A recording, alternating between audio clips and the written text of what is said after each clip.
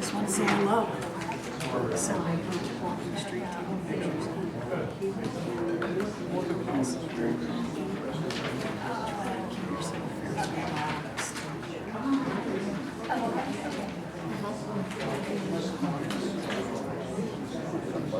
Yeah.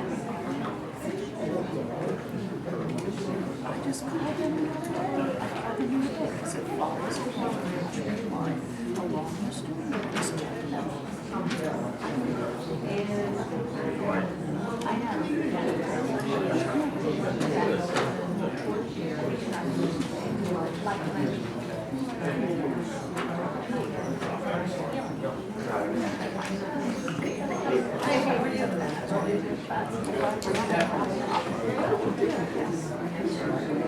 Right there, I can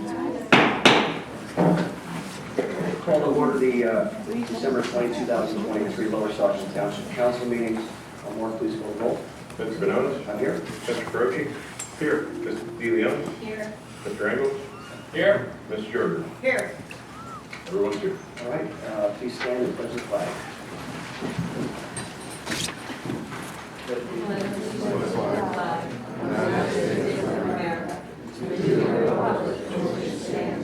One nation, under God, indivisible, with liberty and justice for all. All right, council did not meet in executive session this evening. There is no action on executive session items. Public comment procedure is available outside the council meeting room. Again, for everyone's convenience, public comment is for agenda items only, residents and taxpayers only, with a 3-minute time limit. And we'll get started with that.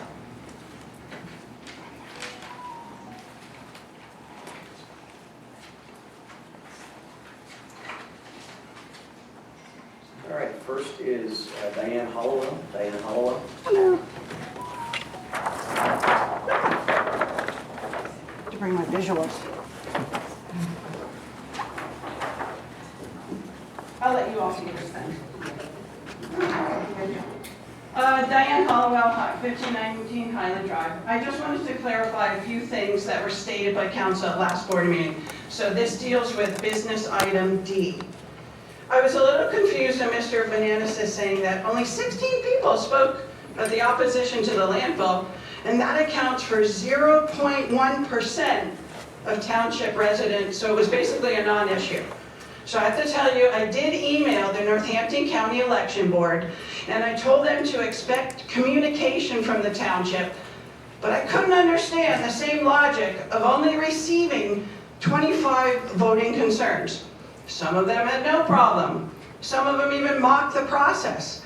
So I might assume that maybe only 16 were legitimate, which in Mr. Bananas' mind was a non-issue, because it would only account for 0.1% of township residents. They did respond back to me very quickly and thanked me for the heads up. So being a very visual learner, I did create a chart to clarify some numbers from the November election. There are 11,094 residents in Lower Saucon. Of those, 8,581 are actually registered to vote. 3,983 voted in this township election. That equates to 46% of voters. So, Mr. Ingalls, I know you said 60% of Lower Saucon residents did not vote. That's actually wrong. It was 54%. And there is no evidence. I will repeat that. There is no evidence to support why some residents did not turn out to vote.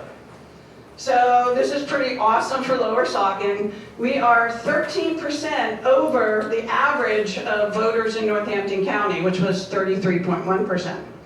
And just to give you two different comparisons down here. If you look at this side over here is comparison of the people who voted. So basically, Miss De Leon got 60% of the votes. Where we go down to the bottom here, Mr. Ingalls, I'm so sorry you had 38% of the votes. But if you actually look at the percentage of people who are registered to vote, Ms. De Leon got 28%, and sorry, down at the bottom you're at 17%.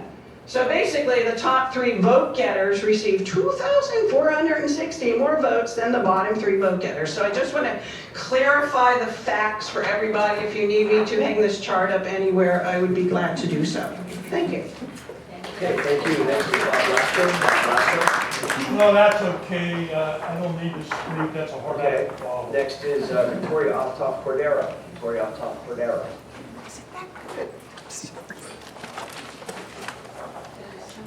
Good evening, Victoria Octoff Cordero. There are a number of items on the agenda that I thought would be appropriate to comment on. The first and foremost would be the bidding results on the ball field. I am very disappointed to see that this is on the agenda because the last time there was a discussion about adding these extra things to our ball field on Easton Road, there was a discussion about attempting to get additional funding from other sources, including the players themselves or booster clubs. And yet here we stand with the potential of approving another $1.3 or $1.4 million of our reserve money or our taxpayer money, at the same time that at the last council meeting we discussed the inability to pay for a pumper truck for our fire service company up front.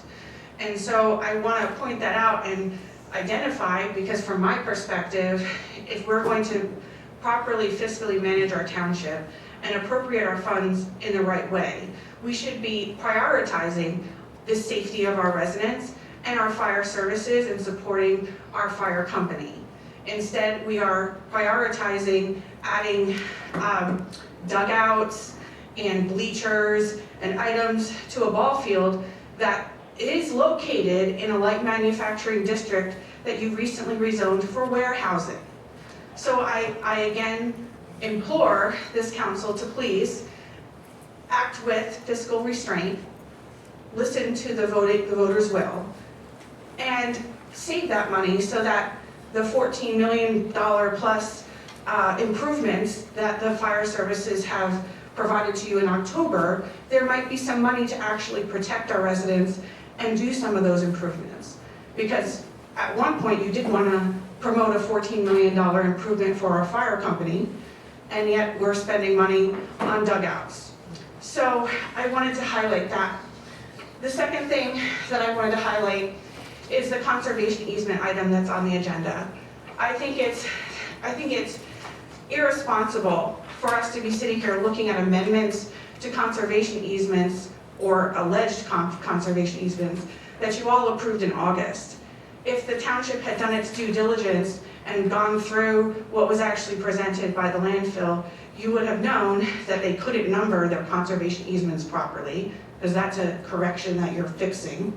But then also, you would realize that the properties are not conservable because they have lots of catch-alls and things in them that allow the landfill to do landfill operating things on land that's not supposed to be used for that purpose.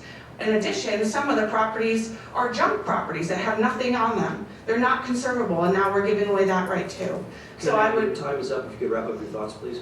thank you. I would respectfully request that this council exercise the appropriate mindfulness and understand that their duty is to the residents of this township and not to special interests. Thank you. Okay, thank you. Next is Amber Rose Kalos. Amber Rose Kalos.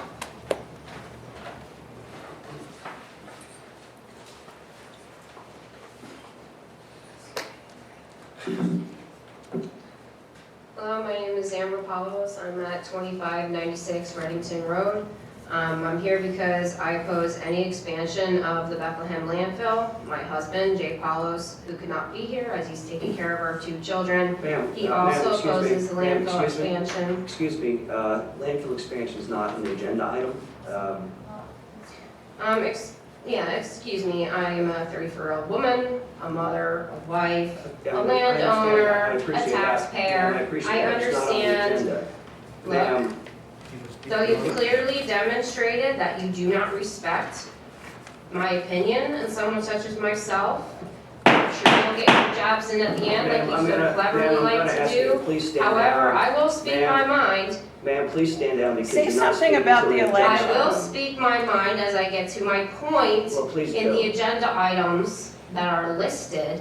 Now, if you please put back the time that was No, I will allotted not. to me before Mr. Bonotis' interruption. Ma'am, I I will asked you get to to my speak to an point. agenda item. Okay, please proceed with your comments. I will continue.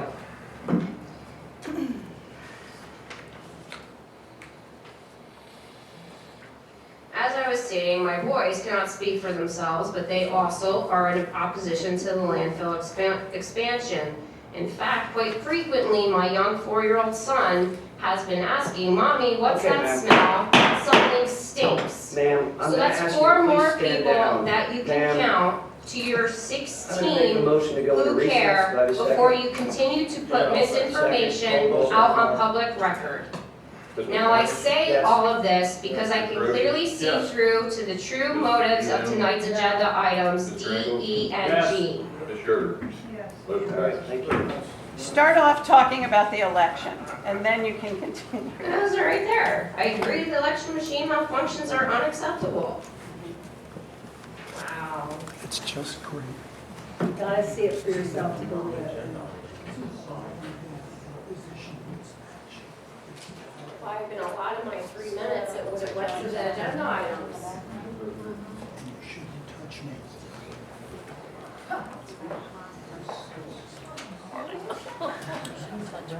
Well, Amber, at least we didn't have you elected.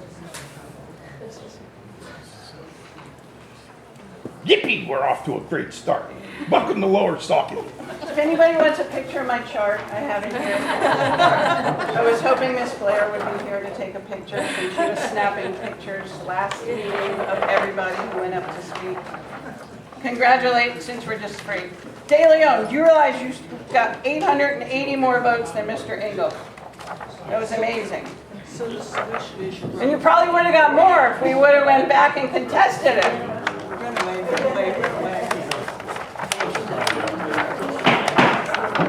All right, I'll bring the council meeting back out of recess. It's 6:42. Mark, make a motion to come out of recess. Oh, Tom, anybody coming out of recess? Yes, Mark? Mr. Carosi, how do you vote? Yes. Ms. Stevens? It's going to be reconvened. Reconvene. Sure. Mr. Engel? Yes. Ms. Yerga? Yes. Mr. Benoit? Yes. Motion passes. Ms. Palos, if you want to resume your time at the podium, you may, but this is for agenda items only. A copy of the agenda is available outside the meeting room. If you have comments on any agenda items, you're welcome to speak to those at this portion of the meeting. If you have non-agenda item comments, there's a portion of the meeting at the end of the meeting that allows you to speak to non-agenda items. We're welcome to do that after. So with that said, we're going to reconvene. We're going to start the clock again for you, okay? As I stated before, I say all of this because I can clearly see through to the true motives behind tonight's agenda items D, E, and G. Though I do agree that the election machine malfunctions are unacceptable, if that's true, I do not believe that to be your true concern. Your interest lies in attempts to discredit those who were voted in by the people. Your survey reeks of bias, as there were no options indicative of compliance or non-issue. Requiring a response from St. Luke's University Health Network when you prohibit their representative from even speaking out against the landfill in a forum in which vital topics are being discussed and decided upon is laughable. And my vote is that of no confidence in certain current council members being able to act in the best interest of the public, the citizens you have been elected to serve, when deciding upon corrective revisions regarding 11 landfill conservation easements. It's obvious the true agenda is to serve the best interests of the Bethlehem landfill, who I'm sure the owner is not a resident of. Thank you. Is that good enough for agenda items? Thank you. All right, thank you, ma'am. Next is Dave Deland. Dave Deland.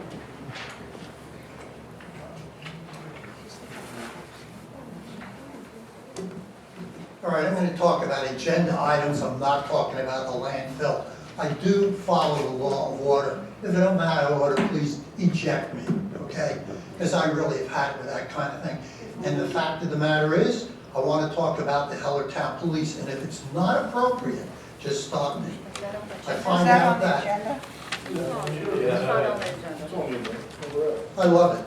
You know, there is a law, by the way, Jason, if you look it up or maybe link, a federal law about shouting down people at a public meeting, and that's what we're getting here. The finger, the yelling, etc. So maybe that's what we're based on.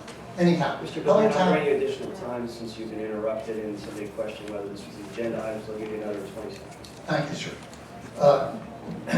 So I understand that the state police took over the Hellertown service on November the 22nd.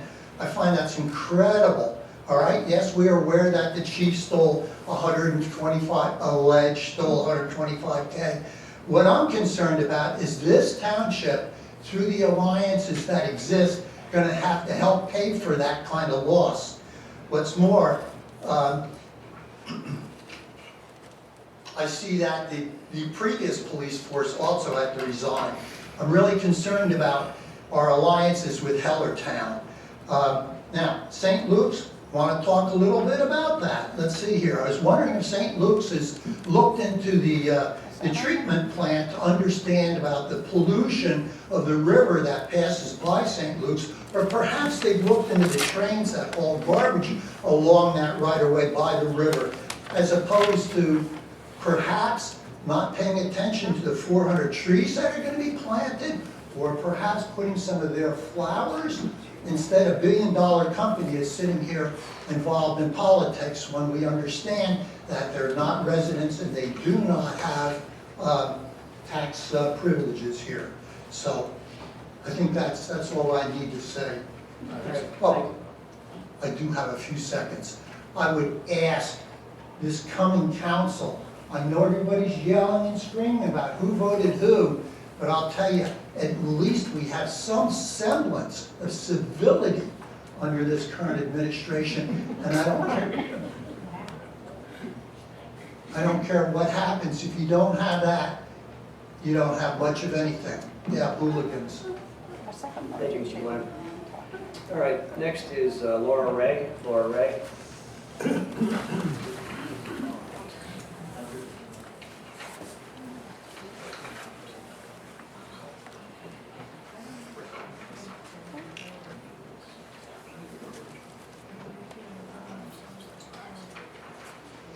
Laura Ray. I just want to make a few miscellaneous comments because going over all this stuff is very upsetting time after time. The ball field bids that came in, I found it very convenient that they've increased $123,000, which is handily just a little bit under the 10% that you can increase your line item on your budget, as we played with last time at the last meeting. They might have gotten tipped off to that. Go ahead, jack up your price a little, doesn't matter, we'll pay it, we don't care. The Cherrywood development, I noticed, I don't know what our process is, I don't probably trust what our process is, but the lowest bidder happens to be a campaign donor to a few of you up there. The election day complaints, I'm not sure why we're continuing to go after this. We already concluded the last time. There was hardly any response on that. So I don't know why we have our staff wasting time, which costs us money to work on this, because it's not a township item to fix. It's a county item. So you can write a letter to the county, because that's what you would tell us to do. Just write your own letter. We don't need to pay for that. I wasn't sure what item F was about police coverage for December 9th. I couldn't really guess. So I wish there would have been more information or some attachment or whatever this is, Hellertown police coverage for December 9th and the year. I don't know which year, the next year or last year. And then with the conservation easements that was already talked about, they're really not conservation easements at all, and it's junk garbage property, and there's no way that we should be even pursuing that. That's it. Okay, thank you. Next is, I can't read the handwriting here, but I'm going to take a guess. Is it Russ Sutton? Yes, it is. Yeah, my name is Russ Sutton. I have a couple issues. The ball fields, how often are they used during the year? A couple months out of the year, and we're spending millions of dollars on that, but we don't have the money to buy a pumper truck. That seems like a poor use of monies for the township. Another thing, when Mr. Buba addressed you, I never seen anybody so obnoxious as you are addressing him. For being a fellow attorney, I would hope he would work in trying to disbar you for the way you spoke with them. It was completely rude and obnoxious, and maybe you're not aware of the St. Luke's Hospital, Lehigh Valley Hospital provide care for all the valley here, and maybe they're concerned about the fellow citizens' health and well-being, which you're not, and also the ecology of the river and protecting the river. And they were supposed to check the effluent levels in the river. We were supposed to get a report, and you stated that you would not release that, which is criminal. And also I never said that. So don't put words in my mouth and say that I would never release a report, sir. you said you wouldn't release it. I don't have access to that report, sir. Okay, I but- release it. I don't generate that report, so how could I not release it? Go on. But the effluent part is the dangerous part that's going in there, and they're allowing them to fill the tanks on the top of the mountain with the effluent. And they're working on that right now, and they don't even have permission to do that. So that is a major problem. But again, I hope and I know our next council will have some demeanor and respect for the citizens and for other council members on there, and that's my wish for Christmas, that everybody can get along and try to work together for a better township. Okay, thank you. All right, that concludes the public comment agenda items only for the taxpayer, including the time limit. Next, we have presentations, hearings, ordinances, and resolutions. So the first thing we have is Resolution 68-2023. This is recognizing Sandra Yerger for her service to the Lower Saucon Township. I can say personally that Sandy's one of the finest people that I've known. She has served this township admirably in her 20-plus years. She served on council. She served on the EAC. She started the open space program. She handled herself with conviction, with kindness, and understanding. And I'm honored to present her with this resolution recognizing her. She's a tremendous person. I think this township has benefited tremendously from her service to the community. So, what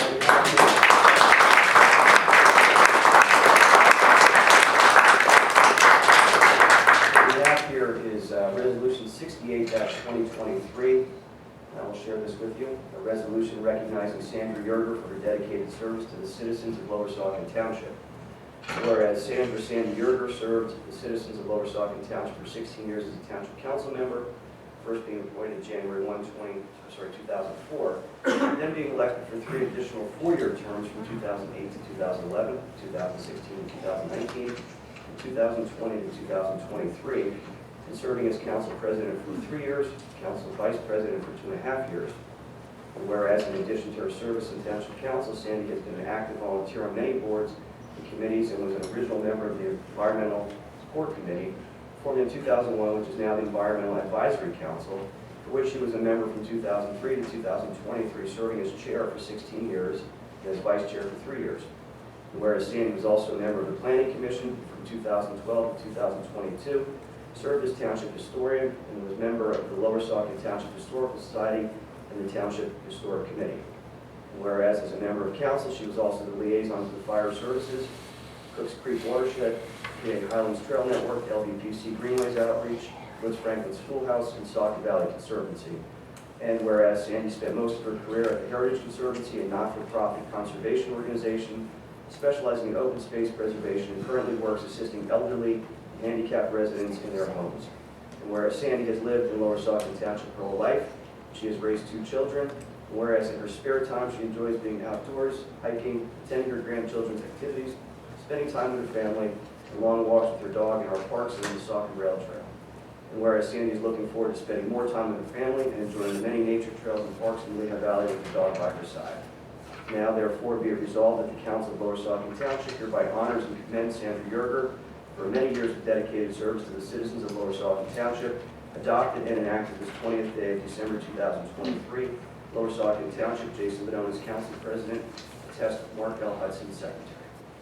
So I will make a motion to approve Resolution 68-2023. Do I have a second? Second. Thank you, Mark. Ms. DeLeon, how do you vote? Yes. Mr. Engels? Yes. Ms. Yerger? I'll abstain. Mr. Minones? Yes. Mr. Croce? Yes. Motion passes. Thanks, Sandy.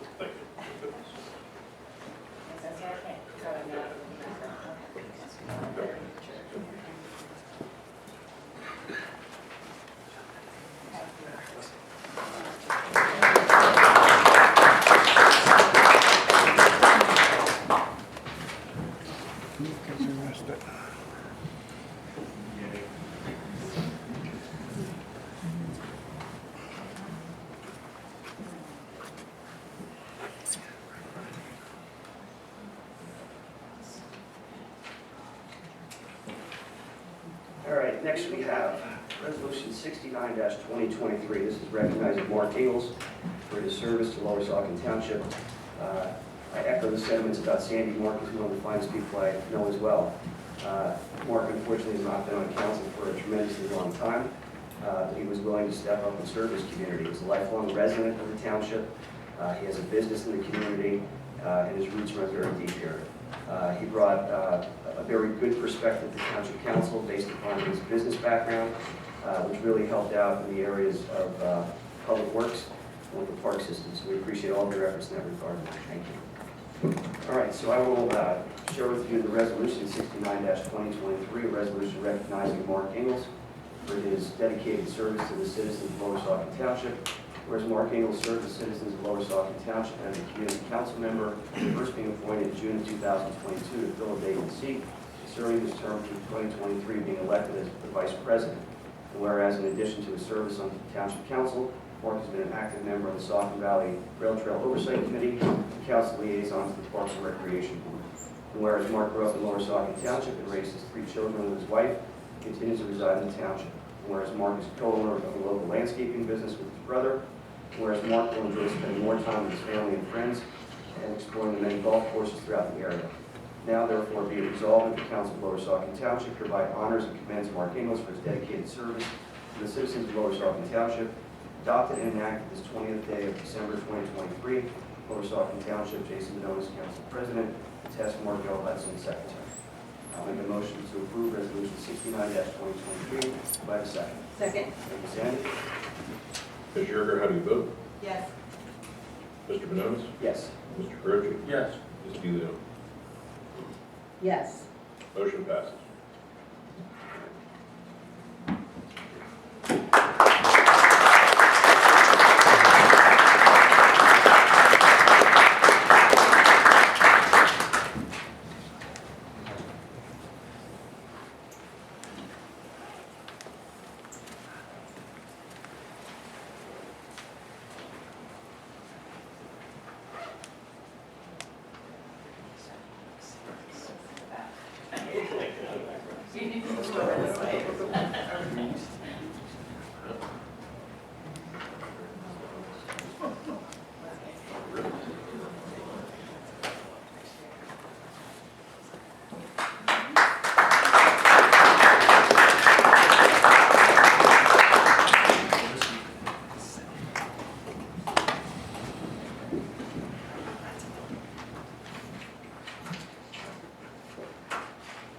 All right, next we have Resolution 70-2023, recognizing Lou Mallman for his service to Lower Saucon Township. Lou served the township for a considerable period of time, the Pension Advisory Committee, and in other capacities. Lou has been an asset to the township for a very long time, and this township would not be the financially solid straits that we're in without his assistance.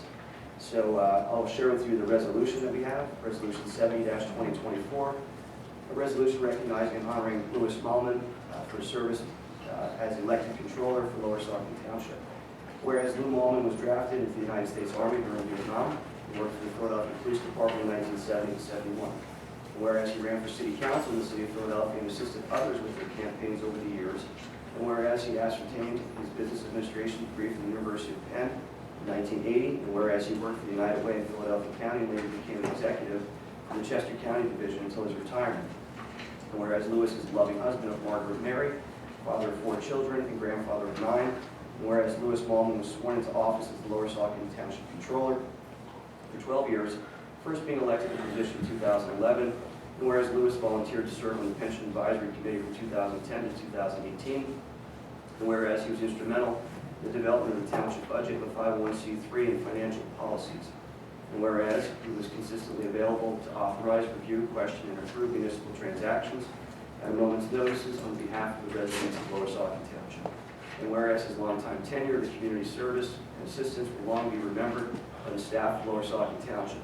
And now therefore be resolved that the Council of Lower Saucon Township, Jason Bedonis, President, Mark Ingalls, Vice President, Tom Carucci, Priscilla DeLeon, and Sandra Yerger, council members wish to recognize Louis Mallman for his service and commitment to the community of Lower Saucon Township, for serving as the elected controller. Adopted and enacted this 20th day of December 2023, Tess Markel Hudson, Township Secretary, Lower Saucon Township, Jason Bedonis, Council President. I'd like to make a motion to pass Resolution 70-2023. Lou and I worked together on the Pension Committee, and he's been a great person to work with on that committee and very valuable information provided to us. So thank you, Lou, for your service. I'll second it. Ms. Yerger, how do you vote? Yes. Mr. Bedonis? Yes. Mr. Carucci? Yes. Ms. DeLeo? Yes. Mr. Ingalls? Yes. Motion passes.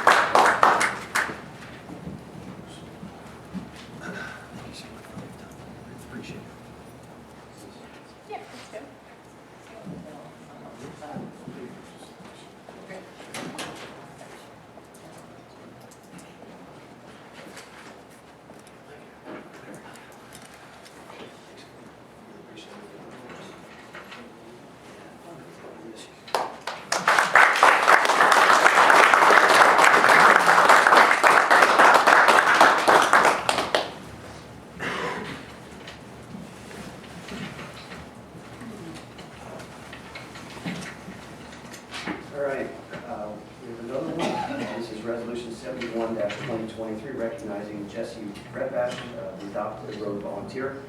Jesse unfortunately could not be here with us this evening, but nonetheless, we appreciate all of his service to the township as a volunteer. I will share with you the resolution. This is Resolution 71-2023, a resolution recognizing Jesse Repash for his participation in the Adopted Road program. Whereas the Lower Saucon Township Adopted Road program was established in 2010, Mr. Jesse Repash requested to adopt a section of Alpine Drive in 2013. Whereas Jesse, who adopted one of the 26 township road sections available, was provided with the safety orientation training, was provided with equipment to participate in 2 road camps per year.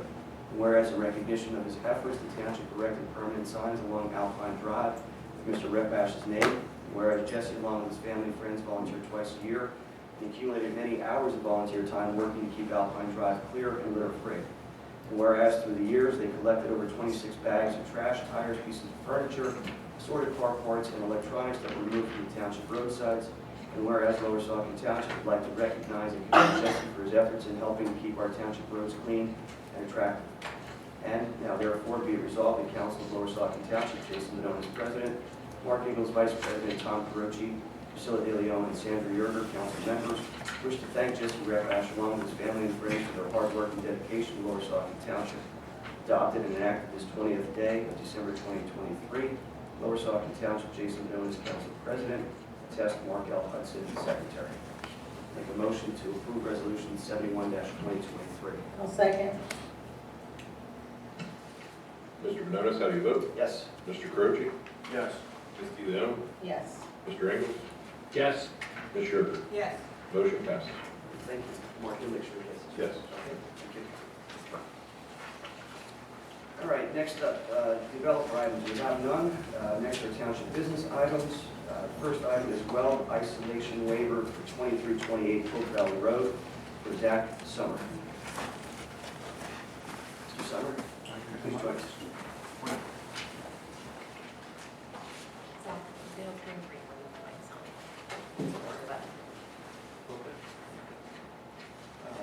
Brian, will you speak to this at all? So this is a pretty standard request for well isolation distance. The Summers have a malfunctioning system that they're going to replace with a new system. Their lot is small, not real wide, and so they'll be, I think it's about 80 feet from their well, and they are over 100 feet from any of the neighbors' wells. So it's rather consistent with what you've done. The DEP wants the governing body to officially approve the waiver, and you have approved it in the past, subject to entering into the indemnification. All right, Mr. Summer, do you have anything to add? No, that's pretty straightforward. All right, any questions from council? No, I'll move for approval of the well isolation waiver for 2328. Sorry, I'll move for approval of the well isolation waiver on 2328 Hope Valley Road for Zach Summer. Does that include with the indemnification agreement? I'm sorry? Does that include the indemnification agreement that Brian mentioned? Sure. That's attached. I did read that. There's 2 things attached. So with The that, letter from Hanover and then the well isolation. with the inclusion of the indemnification agreement, I'll second the motion. Okay. Mr. Caroce, how do you vote? Yes. Ms. DeLeon? Yes. Mr. Engels? Yes. Ms. Sherber? Yes. Mr. Manonis? Yes. Motion passes. All right, we'll be in touch. Okay, we'll get that worked out, and we'll get that down to the courthouse. So. All right. Thank you for coming. Have a good night. Thank you. Thank you.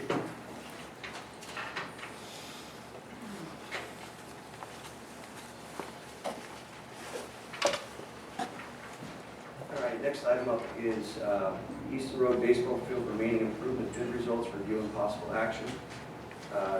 Bids were received and were posted on the agenda yesterday. Council will discuss the results of the bid and may take action on the bid. Bid that we received yesterday came in from the current contractor. CH&N. CH&N is doing the work. And Brian, you want to talk about the bid? Sure, so as you directed, we did rebid the items that were originally listed as alternates in the original bid for the field. So we did receive a bid for all of the alternates, which would, if council awarded all the alternates, it would be $1,395,500. We did arrange the bid so that council could choose which of those items, if any, that you wish to award. Thanks, Brian, for putting this together. This came into us initially in August, and at that point, we had considered putting off bidding on these items until next year, or putting it out for bid until next year. And this just shows the cost effect of not doing things promptly. The price is going up as it's expected to go up. Certainly inflation is running high, and this should not be a surprise. I would anticipate if this goes out to bid next year, the bid would be even higher than what we got now.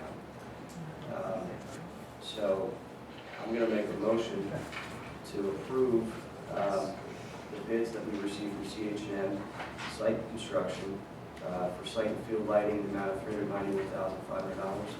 Precast concrete dugouts in the amount of $258,000. Bleachers and structure above the dugouts for $193,500. Precast concrete press box and scoreboard in the amount of $450,500. Double tunnel batting cages in the amount of $81,000. And field restoration in the amount of $21,000 for a total of $1,395,500. Do I have a second? I'll second. Any questions from council? Yes, I have comments. First of all, I would like to say that I love to keep our children busy with different activities, including sports for all children first. I voted no to the $1 million baseball field this past summer, approved by council majority of the construction of the new 90-foot baseball field. The field is sandwiched in the newly rezoned light manufacturing zone on Easton Road, which, if developed, will increase truck traffic. It will replace two smaller fields, providing the township with its first 90-foot field. We had no real public input. No studies were done prior to this. And I still don't know how many kids will really use or benefit from this. And really, were there any studies done for the need other than some key people in the township that wanted to improve this field? Do you know of any? Or are you just ignoring me, Jason? I'm asking you a question. I don't know who to ask it to. You're the president. I'm addressing you. You can ask whatever you want. I'm asking. I don't have to answer. You can ask whatever question you want. Wow. So, Wow. Were we talking about being nice? Wow. Okay, so I'm just going to go on record with all these concerns. We never discussed upgrading this for another field that was larger or even be more cost effective. We never did a cost-benefit analysis. No idea what the annual cost is going to be to maintain this fence. So this is what this council has done to all the residents. This baseball complex is too tightly designed, everything on a postage stamp that is not going to fit. For the taxpayers, the money spent, it should have been built at a better location. We need to spend taxpayer dollars prudently no matter what party we are in. It is now known as the Field of Dreams from residents. Maybe Kevin Costner will come to the first opening of throw the first ball. The idea of a top shelf baseball field far out in the suburbs for use, a complex built on a postage stamp, and I said the cost of millions to taxpayers is insane.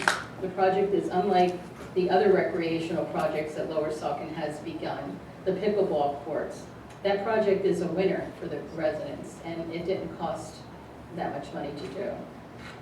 It's a winner because it crosses many demographics and can be used by youths, teenagers, adults, seniors, males and females. It is an example of how taxpayer money is wisely spent. On the other hand, the Easton Ball Road Ball Field is an excellent example of a special interest project. It benefits only boys that have interest in baseball from the ages of 13 through 17 or 18. It is a limited group.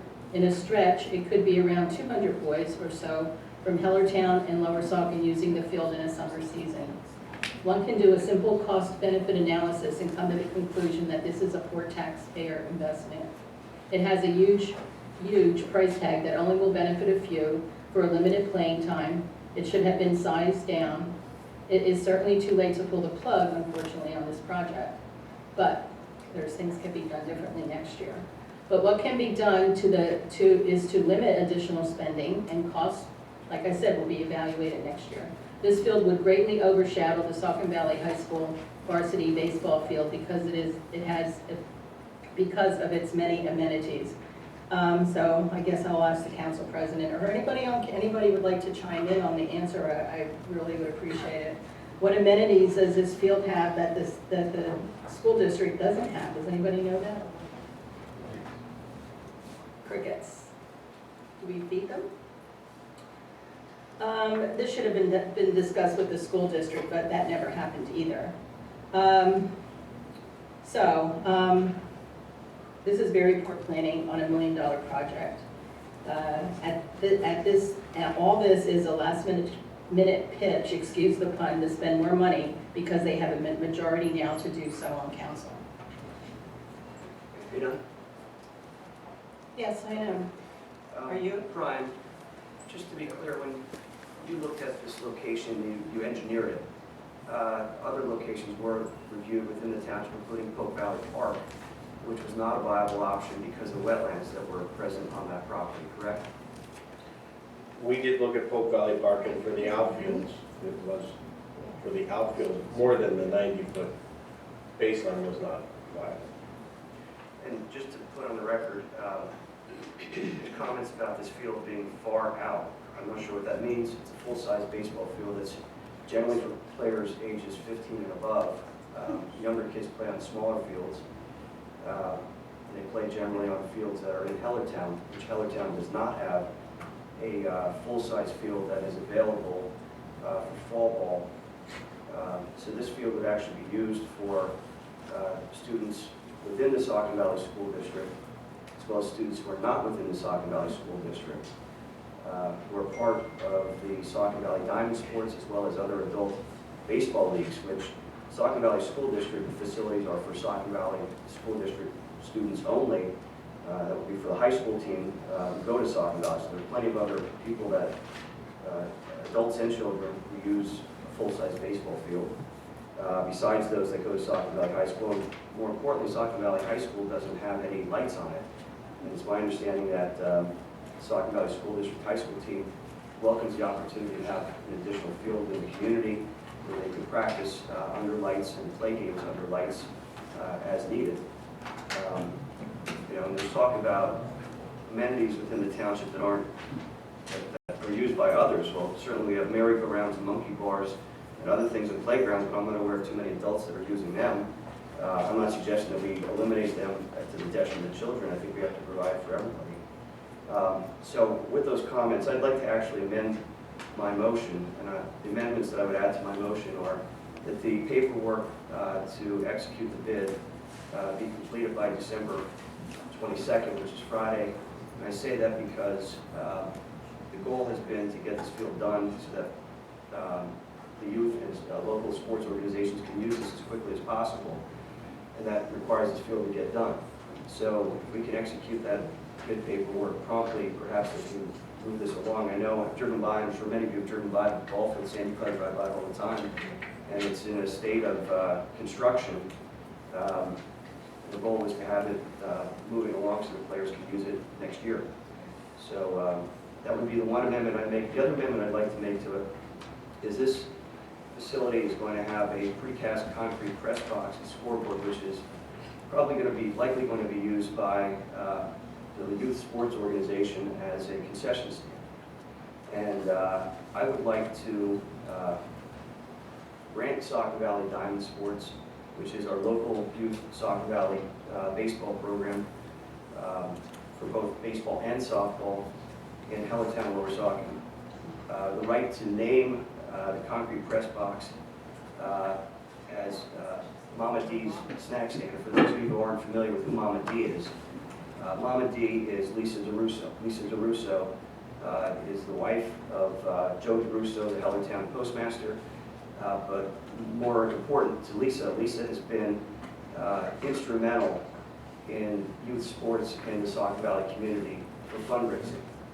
For many years, the youth sports organizations were underserved by the fundraising efforts of those that were involved, and Lisa really took that on wholeheartedly and pursued fundraising to help support youth sports to offset costs so that disadvantaged youth in the community could engage in sports and not have to worry about registration fees, and to also gather funding that will allow for uniforms to be purchased, equipment to be purchased, safety equipment to be utilized and provided to all the coaches and managers,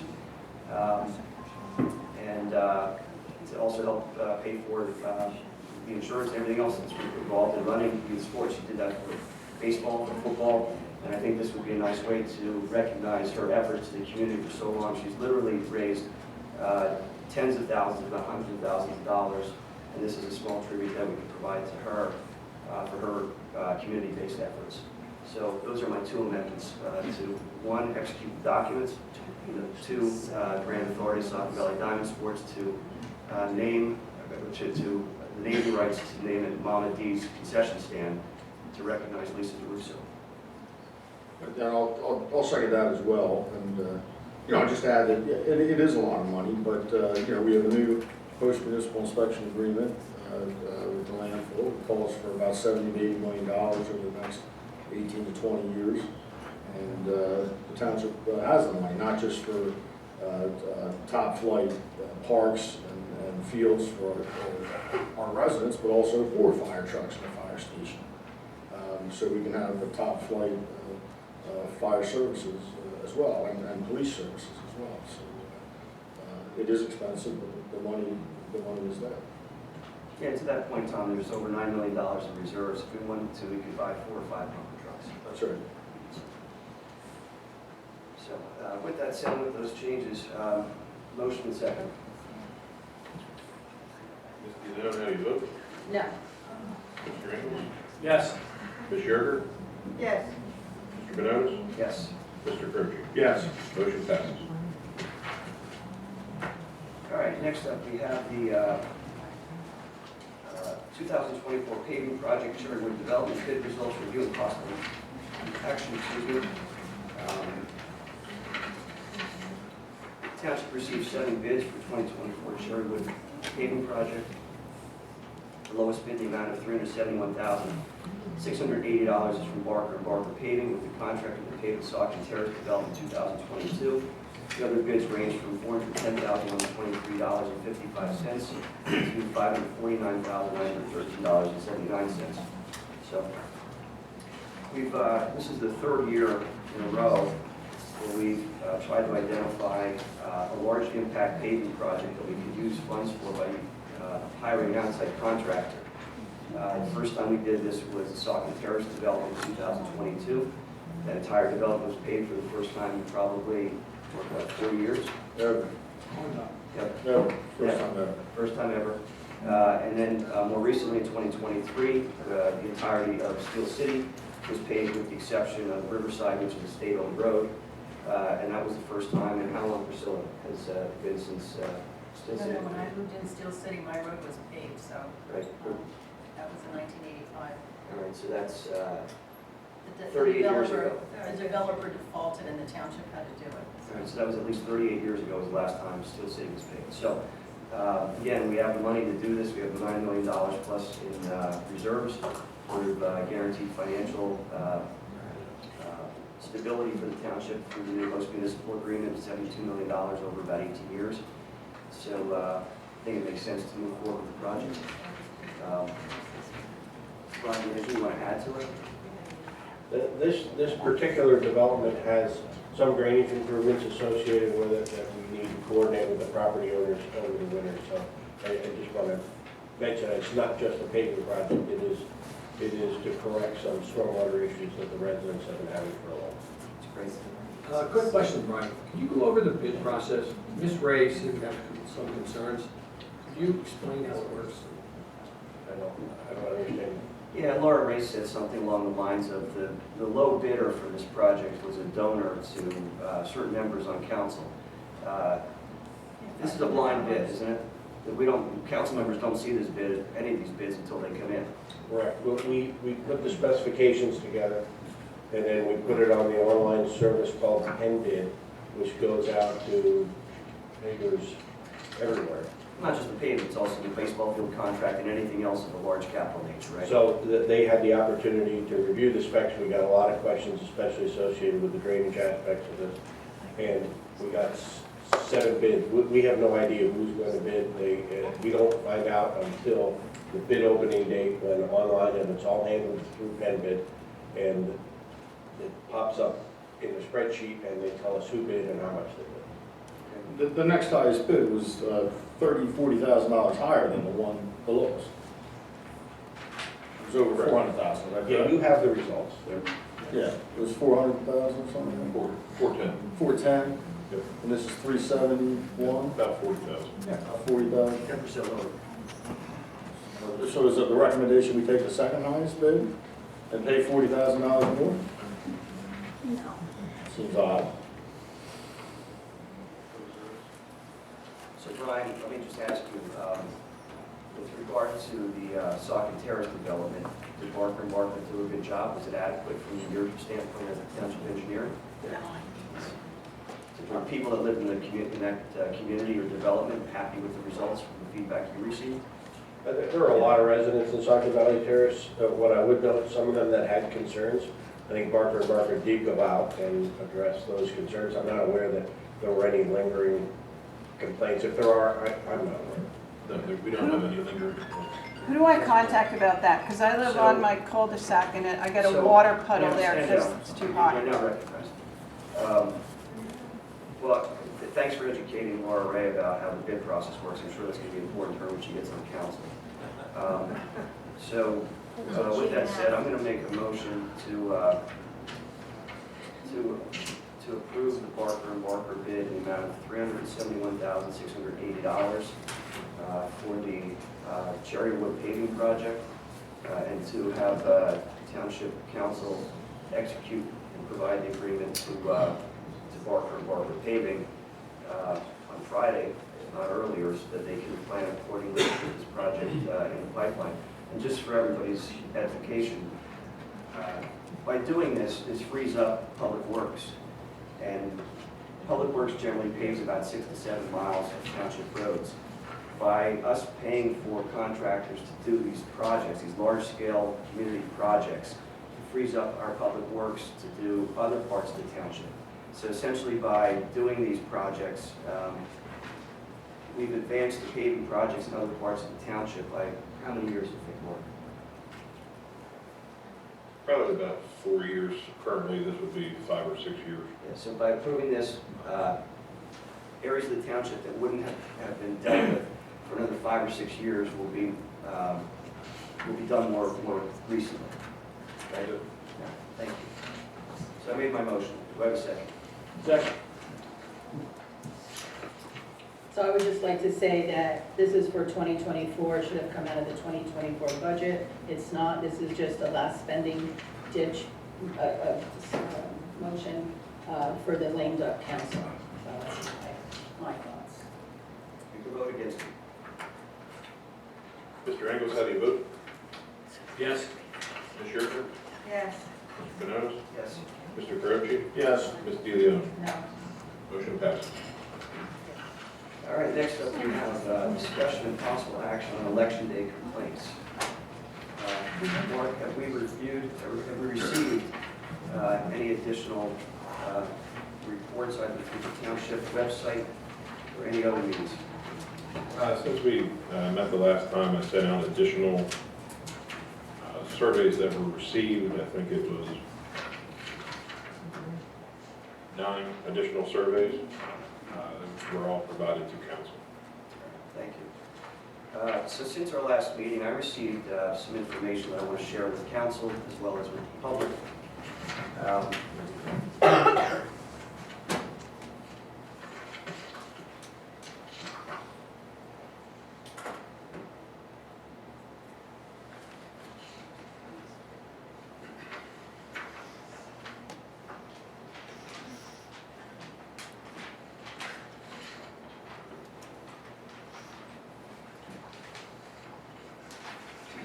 So the one thing that I received is a letter, a copy of the letter. And this letter is dated December 8th, 2023. And it's from an organization called freespeechforpeople.org. Letter signed by Susan Greenhall, Senior Advisor on Election Security for Free Speech for the People, Rich Corella, on behalf of Protect Our Vote Philly. This letter was addressed to Carrie L. Myers, President, Ronald R. Heckman, Vice President, John Cusick, Tom Giovanni, Lori Vargo Hefner, Kevin Lott, Tara Zarinsky, John Lafredo, John Brown. They're all Northampton County Council members. And it was also copied to the Northampton County Election Commission Board, as well as Sharon Gavin Levy, the chair, Daniel Lepresti, the vice chair, Margie DeRensis, Scott Huff, Vicki Eckert, Matt Muncy, I believe is the Democratic Committee Chair for Northampton County, and Glenn Geisinger, I believe is the Republican Committee Chair for Northampton County. And the subject of this letter is called Express Vote XL Failures, Exposed Violation of Voting System Certification Requirements. So it says the following. Dear Mr. President, Vice President, members of the Council, we're writing to share key information regarding Express Vote XL, and I'll explain it. It says the we here, it's in a footnote. Protect Our Vote Philly is a nonpartisan coalition of groups and individuals that acts as a watchdog over the Office of the City Commissioners, which operates Philadelphia elections as a board of elections. We work to bring elections that are verifiably fair, accurate, and secure to Philadelphia at a fair cost. Free Speech for People is a nonprofit, nonpartisan, public interest legal organization that works to review our democracy and our United States Constitution for the people. Since 2019, our organizations have asserted that the Express Vote XL is not suitable for the recording and counting of votes in Pennsylvania and other states. In 2019, we filed a petition for re-examination with the Pennsylvania Department of State, alleging that the Express Vote XL did not meet the Commonwealth voting system requirements. Later that year, we sued the Secretary of State seeking to decertify the Express Vote XL. Plaintiffs have settled the lawsuit. So I'll read the letter here. We are writing to share key information regarding Express Vote XL that may be useful to Northampton as it seeks to understand the failures of the Express Vote XL and contemplates the best path forward to reliable, trustworthy, accessible, and accurate elections. Specifically, we wish to highlight that a system in full compliance with state and federal voting system requirements should have prevented the malfunction the Express Vote XL experienced in Northampton on November 7, 2023. In other words, it appears the Express Vote XLs do not comply with a critical requirement necessary for state and federal voting system certification, potentially warranting decertification of Express Vote XL in the Commonwealth. Pennsylvania requires all voting systems to be certified by both the U.S. Election Assistance Commission, EAC, and the Pennsylvania Department of State. The Express Vote XL was certified to the Federal Voluntary Voting System Guidelines, VVSG 1.0, which includes a provision that explicitly requires a voting system to ensure the candidate's name remain consistent throughout the ballot. Section 3.2.4. Of the federal VVSG 1.0 states, the relationship between the name of a candidate and the mechanism used to vote for that candidate shall be consistent throughout the ballot. This requirement specifies a design that would prevent the sort of clerical error that wreaked havoc in Northampton. In essence, this certification requirement idiot-proofs the system from the input error that occurred this past election by requiring the data that designates the vote be consistent throughout the ballot. However, the Express Vote XL permits the labels of vote selections on the touchscreen face, the ballot summary card, and tally reports to be programmed inconsistently. That not only violates the EAC's voting system certification standard, but also introduces serious security issues. This failure could be exploited to record votes incorrectly in barcode and tally reports, while providing labels and printed text that appear to be correct to the voter. We respectfully urge you to raise this matter with the Department of State and to petition for a re-examination because the Express Vote XLs, quote, can no longer be used safely by voters at elections as provided in this act, end quote, citing to Election Code 1105-A subpart C. Similarly, we strongly urge you to alert the EAC to this malfunction and apparent violation of the VVSG 1.0. We also encourage you to review ES&S's contractual obligations and representations to determine if ES&S violated its terms with Northampton County. We hope this information may be helpful. We welcome the opportunity to answer any further questions or provide additional information. We would also be available to meet with you or to provide further information to the council at a future meeting. Thank you very much for your time and attention to this important matter. Sincerely, Susan Greenhoff, Rich Carell. So as referenced in that letter, there is a settlement agreement that was reached, and that settlement agreement was entered into in August of 2023, prior to this last election, November 7, 2023.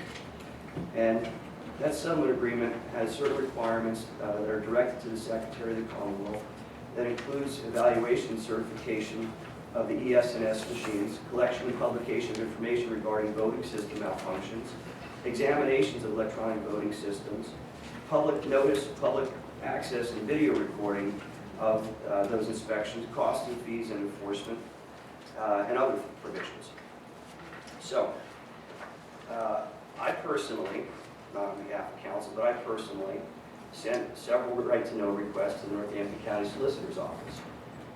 And the Northampton County Solicitor's Office, which is under the direction of Lamont Shore, who is the Northampton County Executive, and whose department is responsible for the Department of Elections in Northampton County, provided responses to my right-to-know requests. And they provided them in generally 3 different categories. 1, they produced or disclosed information to me. 2, they claimed to not possess responsive records or refused to produce records to me. And 3, they claimed to not understand what I was requesting, denied or sought clarification, including asking me to identify the county's records, responsive to my request, or asking me to tell them what records they have that are responsive to me. So, I'll highlight some of this for you. This is under the produced and disclosed section of it. They said that Northampton County did not use any and all BS-200 tabulators prior to, during, and after the November 23 election in Lower Saucon Township. They used no online modems prior to, during, or after the election in Lower Saucon Township. They did not remove any modems from the election systems in Lower Saucon Township. Northampton County Elections uses iPads as pollbacks that can connect to a network. No other components of the voting system were connected to any modem or network interface used in Lower Saucon Township. No components of any standalone wired local area network configurations and no connected devices were used in voting systems used in Lower Saucon Township. The ES&S EVS 6021 was not used in Northampton County's voting system. Communications to any and all judges of elections and/or election poll workers about provisional ballots and/or software errors within the voting system used in Lower Saucon Township prior, during, and after the election consisted of a series of handful of text messages and nothing else.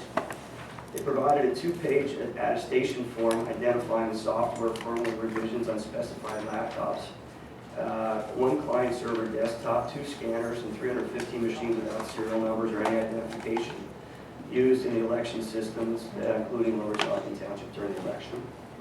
There were no dedicated backup voting machine scanners or central management servers specifically set aside for Lower Saucon Township. And the number of Northampton County precincts they referred to simply by directing me to the election results by precincts. And here's where the good stuff comes in. They claim to not possess records or refuse to produce records in 14 different categories. And these include the review, design, software, security, access control, encryption, network, audit logging, guidelines for penetration testing, risk assessment plan, risk analysis, threats, vulnerabilities, probabilities, and impacts from voting systems in Lower Saucon. They refuse to produce information on modems in the voting machines used in the voting systems in Lower Saucon, perhaps acknowledging that the voting systems contain modems, but supposedly were not used. recommendations to improve the security of the hackable pathways of the voting systems used in Lower Saucon, any information concerning Rich Garella from the Freedom of Speech Organization, the National Election Defense Coalition, or Citizens for Better Elections, or anyone on the behalf of the voting systems other than referencing the settlement agreement. Information concerning the DS200 precinct scanner and express vote ballot marking device in the voting systems, despite also saying that the precinct scanner was not used. Anything about security testing standards developed for the voting systems. Anything about federally recognized independent testing authorities or voting system test laboratories, VSTL, for the voting systems. Communications to any and all judges of elections and or poll workers other than those few text messages. Communications from any of the judges of elections and their election poll workers to them. Anything to the elections judges or election poll workers about security standards for the voting systems. Any other details for the election equipment identified generally in the attestation form. Number or location of any and all voting machines, scanners, central management servers. The districts affected by the alleged programming error, quote, programming error from the election, instead referring to the results by precincts, and how any, quote, programming error was handled in each precinct, claiming that the definition is not identified, despite the county executive, Lamont McClure himself, using the term, I believe, and referencing the text messages. So they claim not to know what a programming is, despite the county executive currently representing and using the programming error as an excuse for the debacle that took place. Then they go on this claim to not understand what I'm asking for, deny or seek clarification for things such as the word malfunctions, any physical security recommendations and policies for the voting system, recommendations to improve the security of the voting systems, election records, and reported problems with voting machines, the security of the voting systems. Here's one, complaints. They claim to not know what I'm referring to, what the word complaints means. They also claim to not understand what guidance from the Office of Pennsylvania Governor and or Pennsylvania Department of State about the voting systems is. They also claim to not know what mechanical glitch, a defective ballot, or a mistake by an election worker about the voting system means. Again, when the county executive apparently used the word glitch to try to dismissively gloss over what happened on election day. They don't know what I mean when I ask for every known incident that affects voting, counting, and reporting results for the voting systems. They don't understand what the words transparency and confidence in voting systems means. They don't understand and seek clarification for reporting guidelines and standards for training county election workers for voting systems. They don't understand what certification by the U.S. Election Assistance Commission and or the Pennsylvania Secretary of State for the voting systems means. They don't understand what evaluation of the current federal and state standards for voting systems are. They don't know what the Express Vote XL ballot marking device means. They don't understand what confidentiality, voter anonymity, integrity, availability, and auditability of voting systems means. They don't understand what provisional ballots in the voting systems used in Lower Saucon means. They don't know what is meant by the words vendors and or testing teams for the voting systems. They also don't know what names, addresses, titles, employers, and or roles of any and all individuals, entities invited and or tasked to evaluate the voting systems means. They also don't know what it means. They won't provide the names, addresses, titles, employers, and roles of any individuals tasked with checking the integrity of the systems. And it goes on and on and on. So, with all that said, clearly these issues have not been addressed. I commend Northampton County Council for having the awareness and fortitude to create an elections commission, not an elections board, but an elections commission to look into these issues and come up with recommendations. I fear, though, that their investigation may not be as in-depth as what I've tried to accomplish through my right to know request and have been put off in some ways. So we previously directed the solicitor to share the complaints that we received with the Northampton County Elections Board. Who else, Lee? I think there was a mention of the DA at one.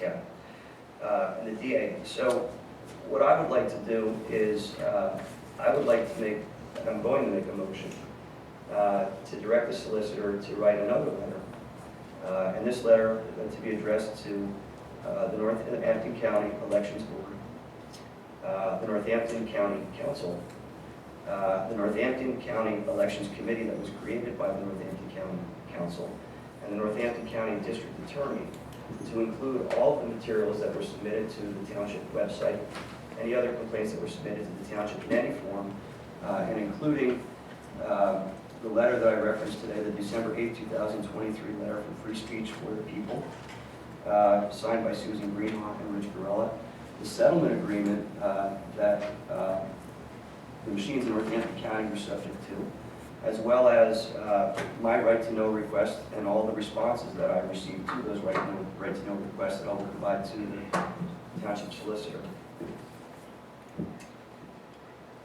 Does anyone want to add anything or second my motion? Yeah. I'll second it, Jason, because I think we have some integrity issues here. It's not about the results, so before everyone starts clamoring from the crowd, it's not about the results. It's about the integrity of the system, and I think they need to address it because I think they're just blowing off. And that's actually what the name of the committee that the county set up, is the Election Integrity Commission. That's the name of it? Yeah. Good. Then I'll amend my motion to identify it as the Election Integrity Committee.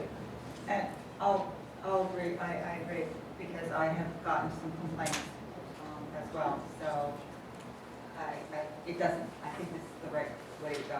They were upset with going in and it pinning out the wrong things and and there were multiple issues that they were concerned with. Yeah, I don't make this motion or bring this information No. forward. Like, I make this motion because our Constitution, our constitutional republic calls for it. I mean, voting is what's integral to our existence as a country. And this has been going on since 2019. They were sued, there was a settlement agreement, but yet nothing was done. And you can't keep sweeping the problems under the rug. When you're tasked with running elections, then run the elections and fix the problems that exist, and don't say that you're not going to do it or it can't be done. You've had 4 years, and next year will be 5 years.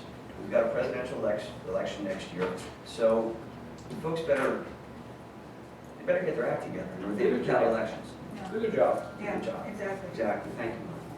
I would like to say that we sat here for, I didn't even time how long you read that letter. It would have been much more productive meeting had, like our administrative code said, you're supposed to provide specific information for agenda items, and you did not do that. You had that letter since December 8th it was dated, and today's the 20th. I did not have the letter since When did you December 8th. receive that letter? I don't know when I received it. The letter was dated December 8th, and it was not addressed to me.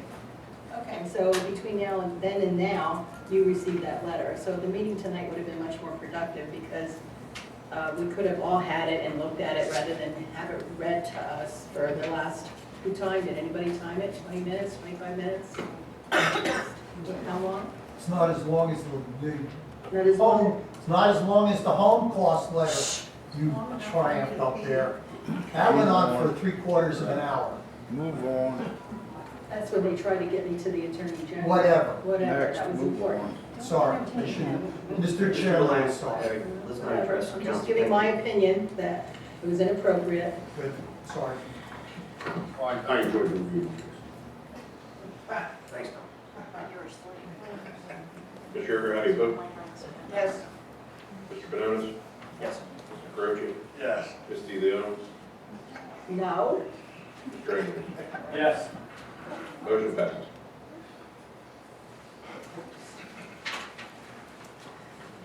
Could I have a copy of that letter? Could we have copies? What do I have to do, a right to know? I don't have any copies. I have no copy. Okay, and can you ask Mark, and Mark make a copy of that letter? You can ask Mark for whatever you want. This is- I don't this is- direct Mark this is Sandy. cooperation. He's the township manager. For You everybody. can ask him whatever you want. I'm not going to say, yes, Priscilla, I'm going to tell Mark to give you a copy. You can say, Mark, please give me a copy. He's sitting right next to you.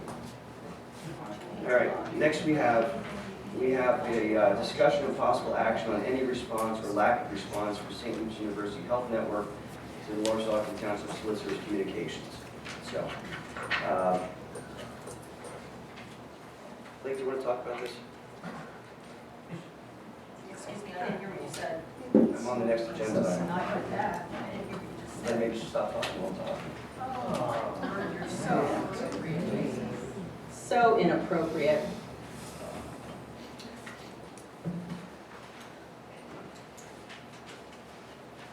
Good.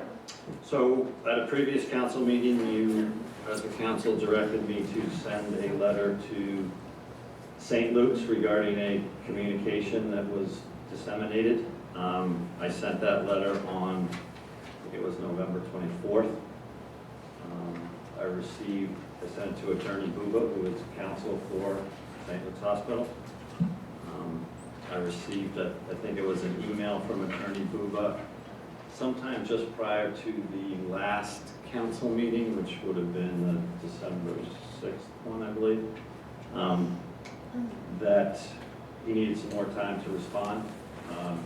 I responded okay. He also pointed out that council had given St. Luke's at that November meeting, I think 14 days. So the 14 days time period had not run yet prior to the December 6th council meeting, which he was correct about. I received a response from Attorney Buba today. I provided that to the township manager. I believe the township manager provided it to council. It's an interesting response. I don't intend to go into it in detail this evening. It did not answer any of the questions that I posed in my letter of November 24th, and that's where we are. Right. So, you know, like, I have your letter here. You asked what was the intent of a lobbying letter in terms of request to contact your political leaders. When you say contact your political leaders, they didn't respond to that, right? His letter, in response, he responds to procedural errors by council. You ask, who are the political leaders referred to in the lobby? He doesn't answer that. Did the Board of Trustees specifically approve preparation and dissemination of the lobby? Doesn't mention the Board of Trustees at all. In fact, the Board of Trustees isn't CC'd on his response. The Board of Trustees specifically approved the utilization of patient email addresses obtained for medical treatment purposes to disseminate the lobby letter. No response to that. And then in the event that the trustees did not, and does not approve the action referenced in 3 and 4, what if any actions does the board intend to take regarding the same? Again, he doesn't mention the board at all, doesn't even CC the board, they keep the board out of the response, even though the board is asked direct questions in the November 24th letter, which I think is a very good letter. I do like how you talk about how much solid waste they generate, and it's just a matter of not having it in their backyard. They want to put it in someone else's backyard. And Mr. Buba's response I found really not responsive at all, but he actually writes one sentence in all capital letters. I don't know, sometimes you see like children do that. They think if they write in all capital letters, it must be right or accurate. It's not something you expect from an 80-year-old man. The one thing he does say, though, is when we discussed the IRS, he said, an IRS ruling distinguishes allowable advocacy by nonprofits from prohibited political campaign intervention. It says the IRS determines whether the communication qualifies as allowable advocacy or prohibited campaign intervention by evaluating whether the statements contained in any messages directly or indirectly favoring or opposing a candidate. Now, this is then he responds to that with his 32-word sentence and thing. But I agree with what he says about the IRS. I mean, I think we should let them determine. As he says, the IRS determines whether the communication qualifies as allowable advocacy or prohibited campaign intervention by evaluating whether the statements contain any messages directly or indirectly favoring or opposing the candidate. So my recommendation is let's let the IRS decide. Let's recommend it, refer it, and let the IRS decide. per Mr. Booth's letter. There's also some inaccuracies. He says that me and Miss Blair are the only two that complained. We have plenty of complaints from other people. He says St. Luke is the largest employer in the township, I believe. I don't know where he gets that from. But, so I'd make a motion that we do refer the letter that they sent out to the IRS to let the IRS determine if it was prohibited campaign intervention or was allowable advocacy. Tom, did you say to the IRS or any other entities? And any other HIPAA, any if there's a HIPAA violation as well. Any other entities. I'll second the motion.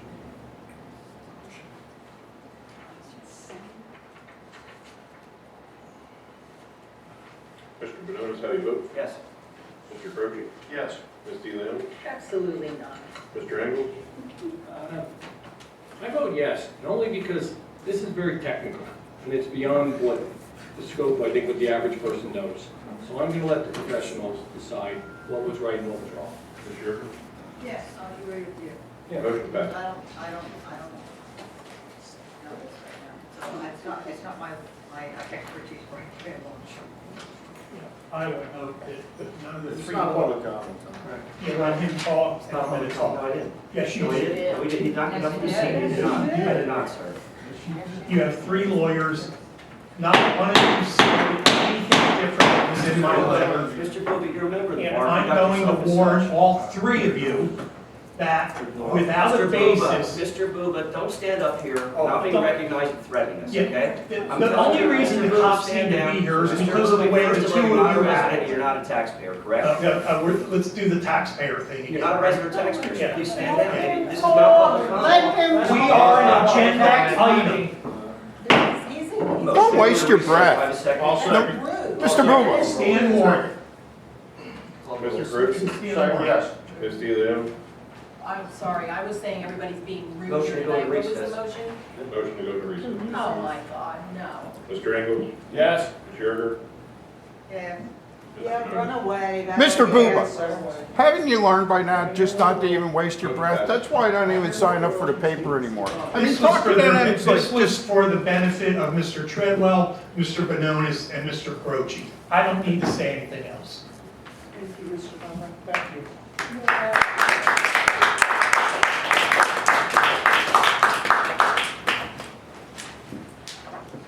The whole night we're wasting on your personal.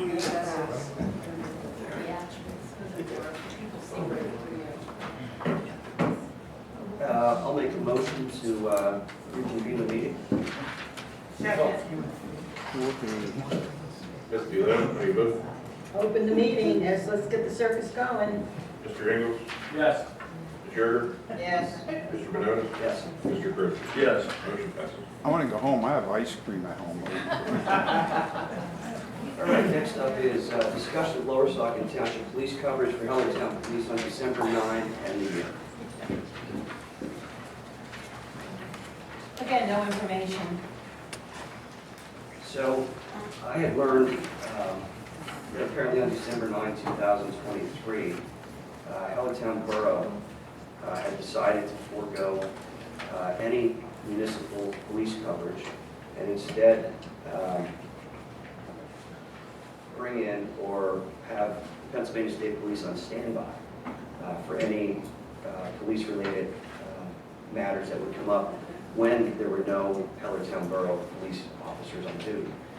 This comes on the heels of the scandal concerning the current police chief. It's been all over the news about alleged theft of $122,000 of either money or services from the borough. There's an ongoing investigation, I believe, by the State Attorney General's office into that. There's been some reports about an interim police chief being appointed. I'm not sure what the mayor's involvement is in any of this, and what's being done to identify a new police chief, but it's concerning to me as a resident and taxpayer of Lower Saucon Township that I pay for police services here in the township. We have a fine police department who's very commendable, does a great job in our community keeping us safe. I also voted earlier this year to add 4 police officers to, I believe it was earlier this year, to add 4 police officers to the department to increase our staffing levels in light of the rash of break-ins that are occurring over the holidays. And I find it particularly disconcerting that the neighboring municipality around the holidays on a Saturday would elect to not have their municipal police covering their community. And as I understand it, Lower Saucon Township is a mutual aid department, and if there's an issue in Hellertown, that Lower Saucon would go to the rescue, just as we would go to Upper Saucon Township or Countyville or other places. So I know we have Chief Barn here, and I'm hoping that he can address these issues and provide, some understanding as to what, if anything, Lower Saucon Township was required to do on December 9th and any other time in Lower Saucon Township, because I want to make sure that the tax dollars that I'm paying for our police force are actually being used for a police force that's patrolling the community that I live in and not subsidizing a police department that, by many accounts, has some problems at the very top. And apparently decided not to have police coverage on a weekend before the holiday. If I could, we did not provide any police coverage to Hellertown on December 9th.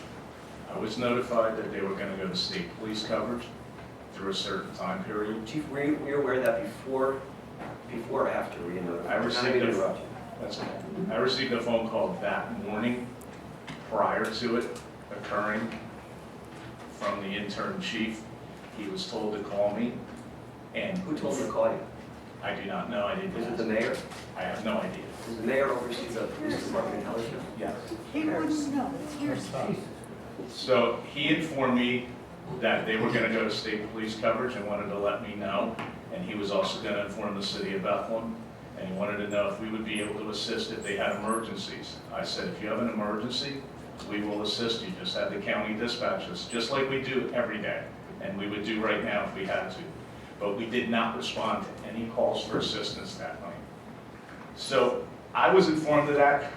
I will not make any comments about Hellertown and their police department. I've had communication with them and their interim chief over the last 2 weeks. This was treated no different than any other day. And just to let everybody know, we provide assistance to multiple agencies, just like Jason said, including out-of-state agencies. They call us for assistance. We also request assistance from other states. Just this month alone, North Carolina, NYPD, twice. So as far as assisting other agencies, that's part of law enforcement every day. Can I ask you a question? I need a clarification there.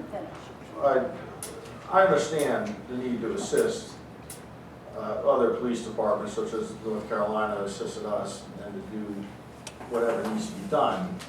I guess my questions deal more with, if this happens in the future, one, you weren't notified until the morning of, so it would have been difficult for you to call any extra officers in if you thought you might need it, or if we had something going on, for example, where you had a lot of officers dedicated. Right? You said that morning before. The second thing is, assistance is different than coverage.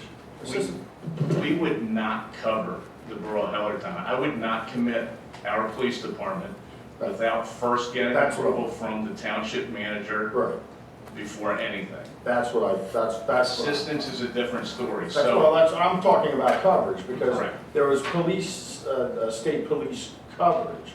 There was supposed to be coverage from the state police if something happened, correct? That's what I was told, yes. Right. And you're saying nothing happened, so we didn't have to provide any coverage either. We were not requested to assist. So go through the system, let's say something, because I can see this happening in the future, and I just want to understand. Let's say there is an emergency in Hellertown. They call the county 911, right? The county dispatch, right? Correct. Now, would they call state police first if it was state police coverage, or would they call you first? If state police is covering a municipality, they're going to call state police. Okay. and then the state police may call us to say, hey, if you have units available, can you assist? Okay, so you would be the second call. We could, depending on the location. If it was closer to Bethlehem, they might call Bethlehem. Right, right, okay, but the state More police. than likely, if it was Hellertown, it would be lower. You know, what does the state police do when they're asked to provide coverage to the municipality? Do they do anything different? They do nothing different than we do. No, I don't do know they- what do- their policy. So they don't have a, they wouldn't necessarily have a state police officer patrolling the borough that day? I don't believe so. It would just be on a call basis? Or driving through patrolling. Right. I mean, we have state troopers that drive through Lower Sauk. So if the call goes to the state police and then they ask you for assistance, then you're the second call, let's say. Correct. But quite often, our officers could respond more quickly than the state police. Very possible. That's very possible, right? And it just happened this past weekend. They had a fight call. They requested assistance. We had a unit right on Polk Valley Road. Who requested assistance? Hellertown. Oh, And they had a fight call on Polk Valley Road at the Starbucks. right, One of our units was right on Polk Valley Road, got there first, and there was nothing. right. Okay. And that works vice versa. Correct. You guys, yeah, Correct. right. But we have, how many officers do we usually have on? We try to Four. have, we have a minimum staffing at 2, and we can have up to 4. How many do they have? Anywhere from 0 to 2? Their minimum staffing, I don't know what it is, because I honestly don't know. I mean, most of the time they have 3, or 2, I'm sorry. Well, we know on December 9th it was 0. That's what I was told, yes. This is not an indictment of the Hellertown police officers who are out patrolling. This is a matter of the scheduling and the manpower to make sure that they're providing manpower, that we're not being unduly burdened by a neighboring municipality that knows that we've got 2 to 4 officers on duty at any given time and they can just let it fly. And I'm Like not I said, I'm not asking you to respond to that. I'm just making a statement. We would respond for assistance if we're called. My concern is, we have a spread out township and, we need our officers for our township and that's what our taxpayers pay for. And, it's one thing, for an emergency to go down to Hellertown. It's another thing to be their police force in effect, I mean, I can tell you that we work together collaboratively just between, and I have a little note down here, between August and late November of this year, their commercial motor vehicle enforcement officers assisted us with 10 mentored inspections so we could have our officer certified. The city of Bethlehem and the state police gave us 22 as well, but that part of the working relationship is there, so they committed that officer to assist us. That's a big revenue generator, right? The commercial enforcement is a big revenue generator. They get a lot of money from enforcing commercial vehicles. Could be, yes.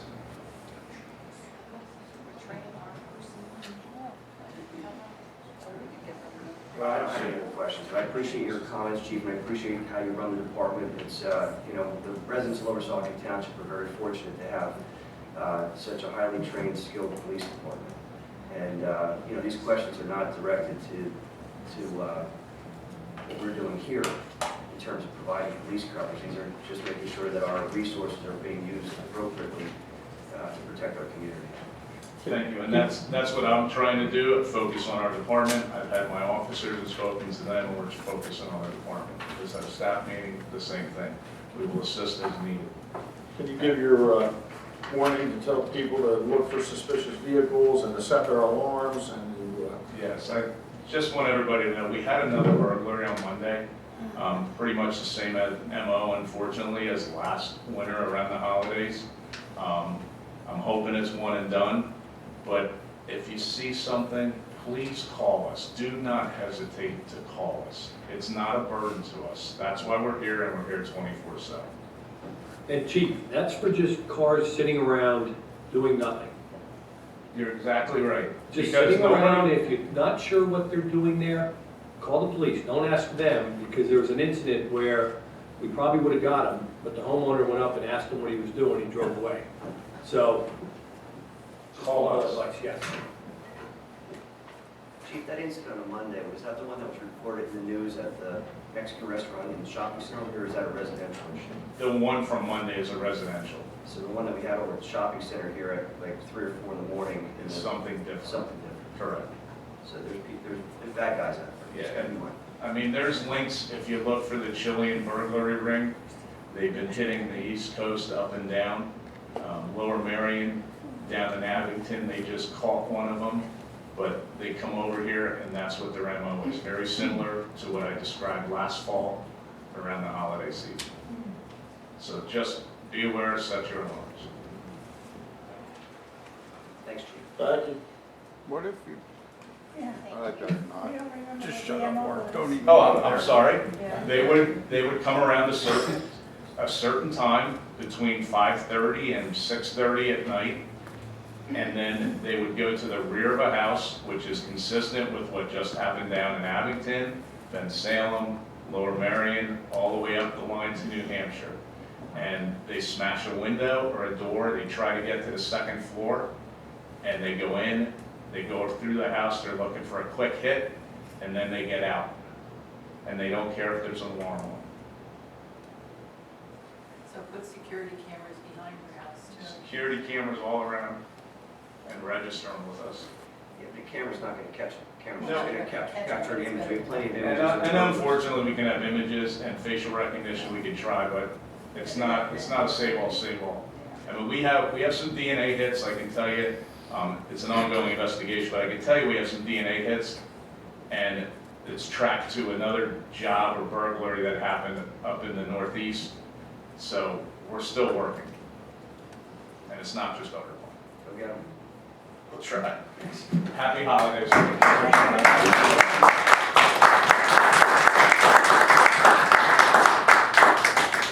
All right, next up, we have discussion and possible action on an updated third-party language and other statutory reference and corrective revisions regarding the 11 landfill conservation easements. You want to add anything to this thing? Sure, just briefly, if you recall, back in August of this year, council approved the easements that are attached and on board docs. One of the issues that we discussed then was third-party enforcement. The manager, Mr. Hudson, attempted to find an organization that would want to be a third-party enforcement agent. We were not successful in finding anybody, so we discussed putting language in the easement agreements, which I believe is paragraph 12, that provides that in the future, if you can find somebody who would like to be named as a third-party enforcement agent, that we can do so. So I wanted to bring that language back to you for your specific approval of it. And there are also a couple other revisions that were made. One was a statutory reference to refer to the Conservation and Preservation Easements Act as opposed to the Open Space, what we know as the Open Space Act. And then there was one number that was incorrect in the initial easement, so that's been corrected. You all saw red line copies on board docs and in your packets. So my recommendation is that we approve these, and that the motion would be to approve and authorize execution of the 11 revised conservation easement documents for recording purposes. All right, I reviewed them. I'll make a motion to approve and authorize the execution of the 11 revised documents, 11 revised conservation easement documents. Second. I'll second. Mr. Ingles, how do you vote? Yes. Mr. Yerger? Yes. Mr. Canode? Yes. Mr. Croce? Yes. Ms. DeLeon? No. Motion passes. And I want to thank Lynn for going through this and correcting all that information. Thanks, Lynn. All right, next, authorization for payment to Brock Valente Construction for the Steel City paving project. Hanover Engineering Associates is recommending payment to Brock Valente Construction amount of $849,831.90 for the Steel City paving project. Mark, Brian, you want to add anything? No, the project's complete. With that, I'll make a motion to approve the payment to Brock Levy Construction in the amount of $849,831.90. I'll second it. Ms. Yerger, how do you vote? Yes. Mr. Pennell? Yes. Mr. Croce? Yes. Ms. DeLeon? No, I heard a lot of complaints from residents on the quality of their work. And Mr. Ingles? Yes. Motion passes. Thank you. We have Brock Levy to remove the asphalt and get the homes for people. All right, we have approval of the December 6, 2023 council minutes. Any questions, comments, or revisions? Being heard none, I'll make a motion to approve the December 6, 2023 council meeting minutes. No second. Mark? Mr. Jones, how do you vote? Yes. Mr. Croce? Yes. Ms. DeLeon? Yes. Mr. Ingles? Yes. Ms. Yerger? Yes. Motion passes. All right, next we have approval of November 2023 financial reports.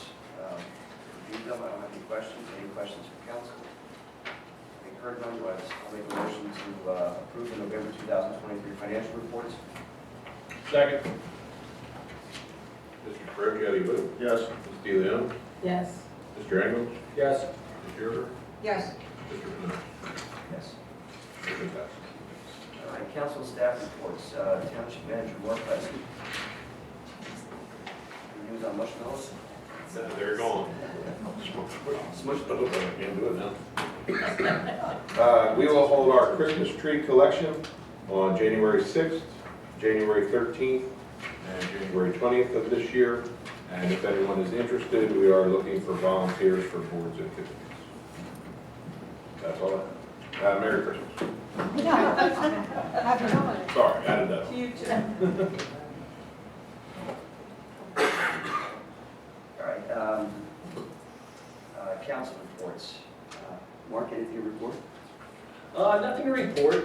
I'd just like to thank everybody that was involved with me in the last year and a half, being, Mark, Kathy, Stacy, Carol, Jim, Rachel, Aaron, and Molly, Brian, obviously Link, and all my fellow council members for a very interesting year and a half.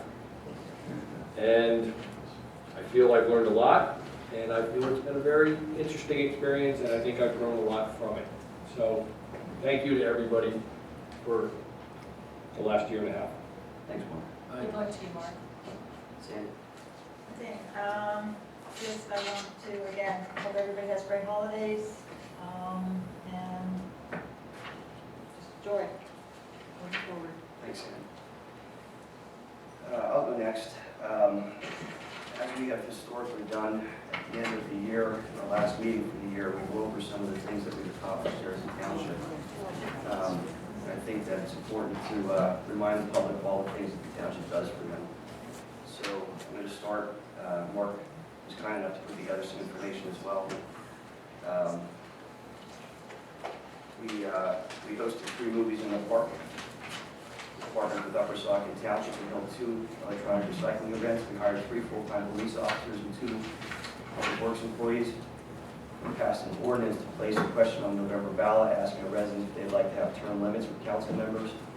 Voters voted to implement the term limits.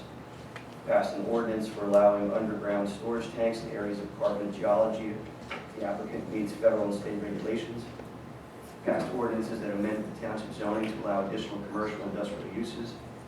We approved the new host community agreement with Bethlehem Landfill. We reviewed and approved Bethlehem Landfill's Phase 5 land development plan. We reviewed and approved the plan for allowing for additional homes to be built on the Steel Club property.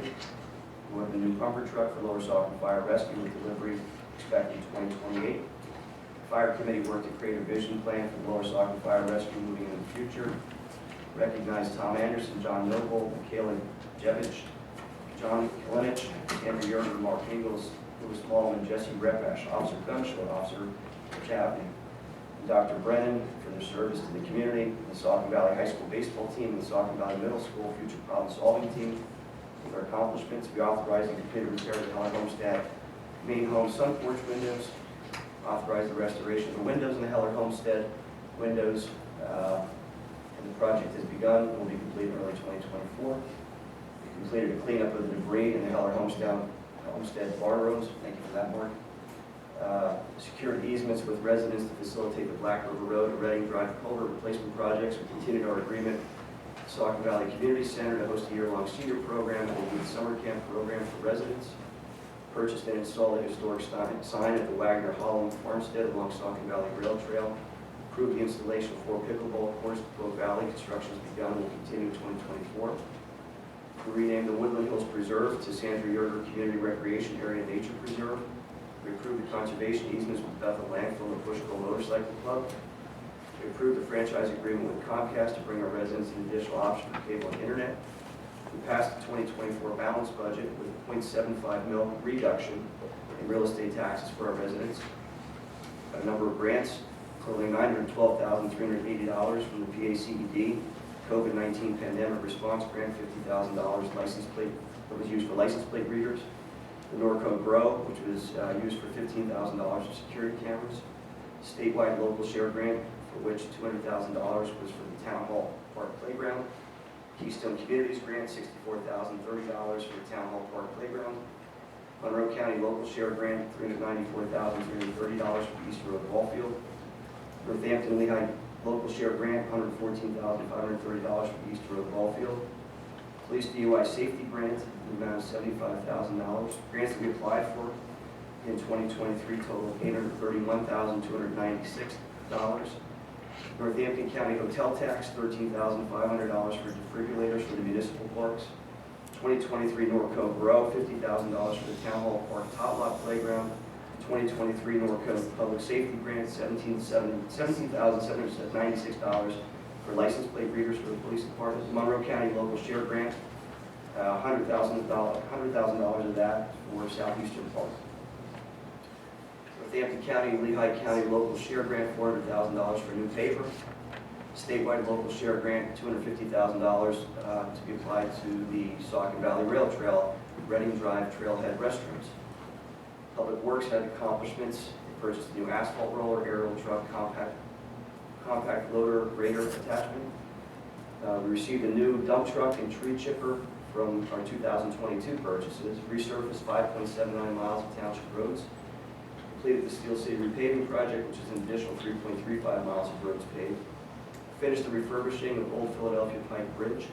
Assisted in the planning, construction, and execution of the Black River Road culvert replacement bridge. Constructed a pedestrian connector trail between Glenview Drive and Raiders Lane. Constructed and ran a yard waste collection facility for the residents. Installed 2 new water fountains at the Reading Trailhead and Steel City Park. Enclosed the police department vehicle carport ceiling, metal roofing material. Installed 450 feet plus or minus of storm sewer on Wall Diamond Road to alleviate the winter icing problem and safety issues. Various improvements to the Steel City Park. Public Works staff attended 9 training classes.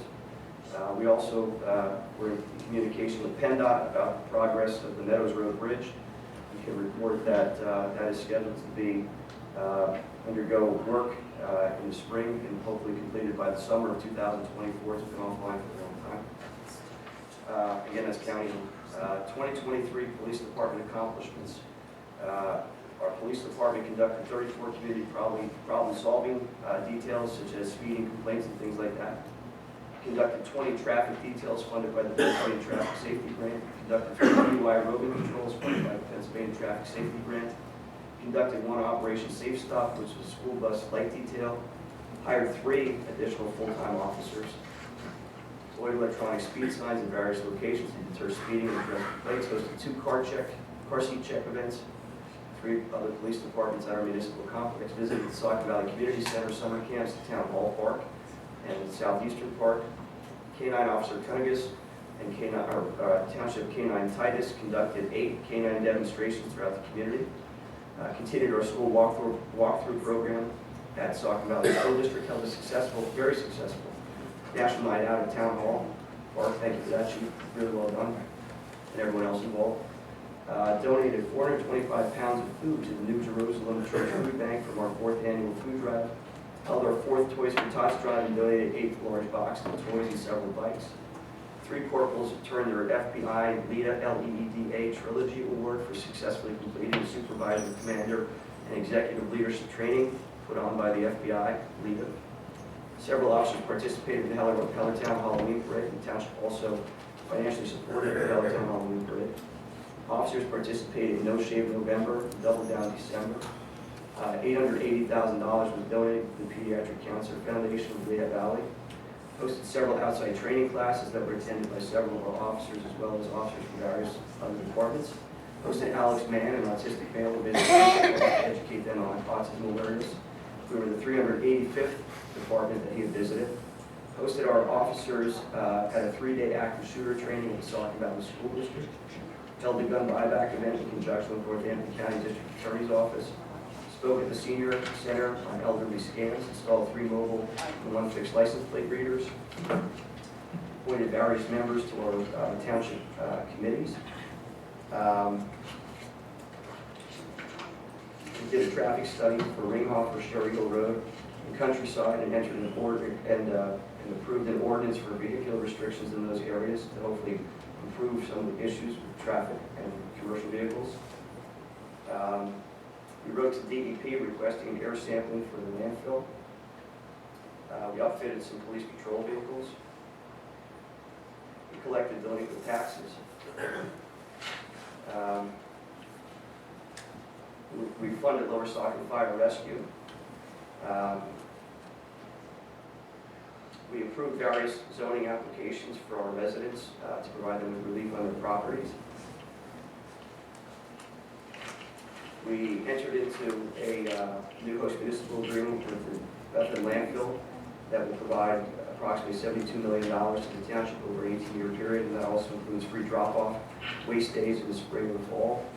Also conserve lands adjacent to the landfill. We made payout 3 to 5 to the Lower Saucon Fire Rescue ladder truck. We created the capital improvement plan for the Lower Saucon Fire Rescue, including hopefully the creation of a new single fire services building.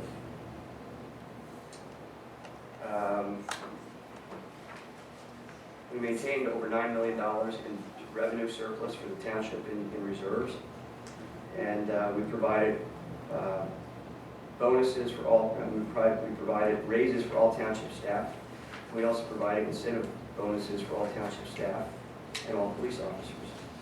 There's other things, but I'm sure that's a long enough list for everyone. On behalf of council, I want to thank everybody who works for the township. You do an admirable job.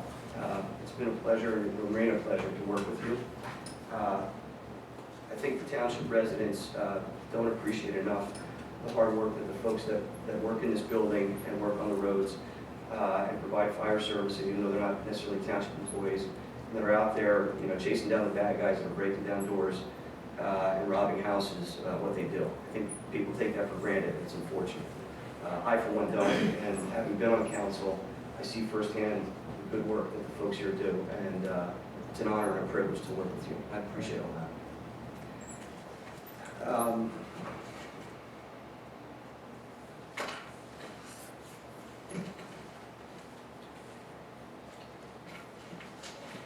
The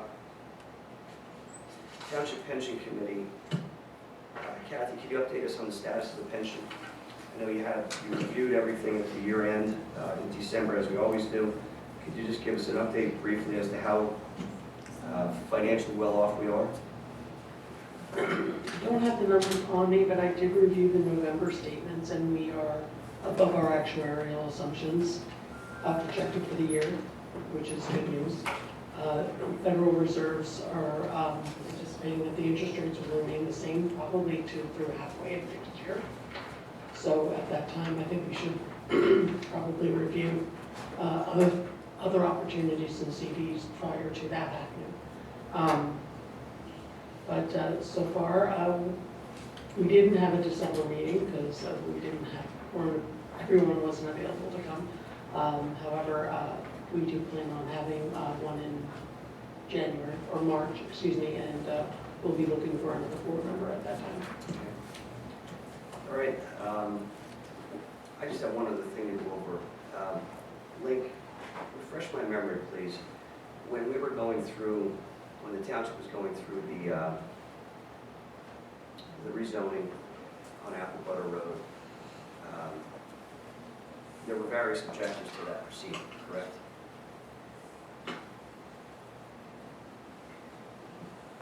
So are we talking about the first ordinance that Township Council adopted probably last year, right around this Right, time? it was around. Right around the end of December, Yes. because I remember some of the Christmas comments. So that one, which there were,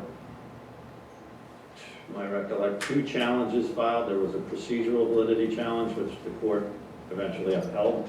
There was a substantive validity challenge, which There was no became appeal of that. moot. Correct. Well, actually, the landfill appealed the procedural validity challenge and then withdrew that appeal. Okay. But yes, there were objectors. Right, and one of those objectors was Northampton County, correct? No, Northampton County asked to be a party to the conditional use hearing, which was being held pursuant to the first zoning ordinance amendment that was adopted. I don't believe Northampton County did not object. They did not participate in the procedural or substantive validity challenge. They asked to be a party, I believe, to the conditional use hearing. And they were granted party status by the not the judge. Well, we had, if you recall, there was an independent hearing Yes. officer that council appointed from a Bucks County law firm. And while the procedural validity challenge was pending before the court, the conditional use hearing process commenced and was underway. When the court upheld the procedural validity challenge based on the objectors asking the court to throw the ordinance out, then the conditional use hearing process went away. When was that? I'm going to say late May, June of this year, when the court ruled on the procedural validity. And then after that, was Northampton County involved in any aspect of the rezoning or any of the issues regarding the landfill? Well, after the court upheld the first procedural validity challenge, council then in August adopted an additional zoning ordinance amendment that there was a declaratory judgment act filed regarding the easements that we discussed tonight. There was a procedural validity challenge filed that's still pending. There was a substantive validity challenge filed that's still pending. And Northampton County is not yet a party to any of those matters.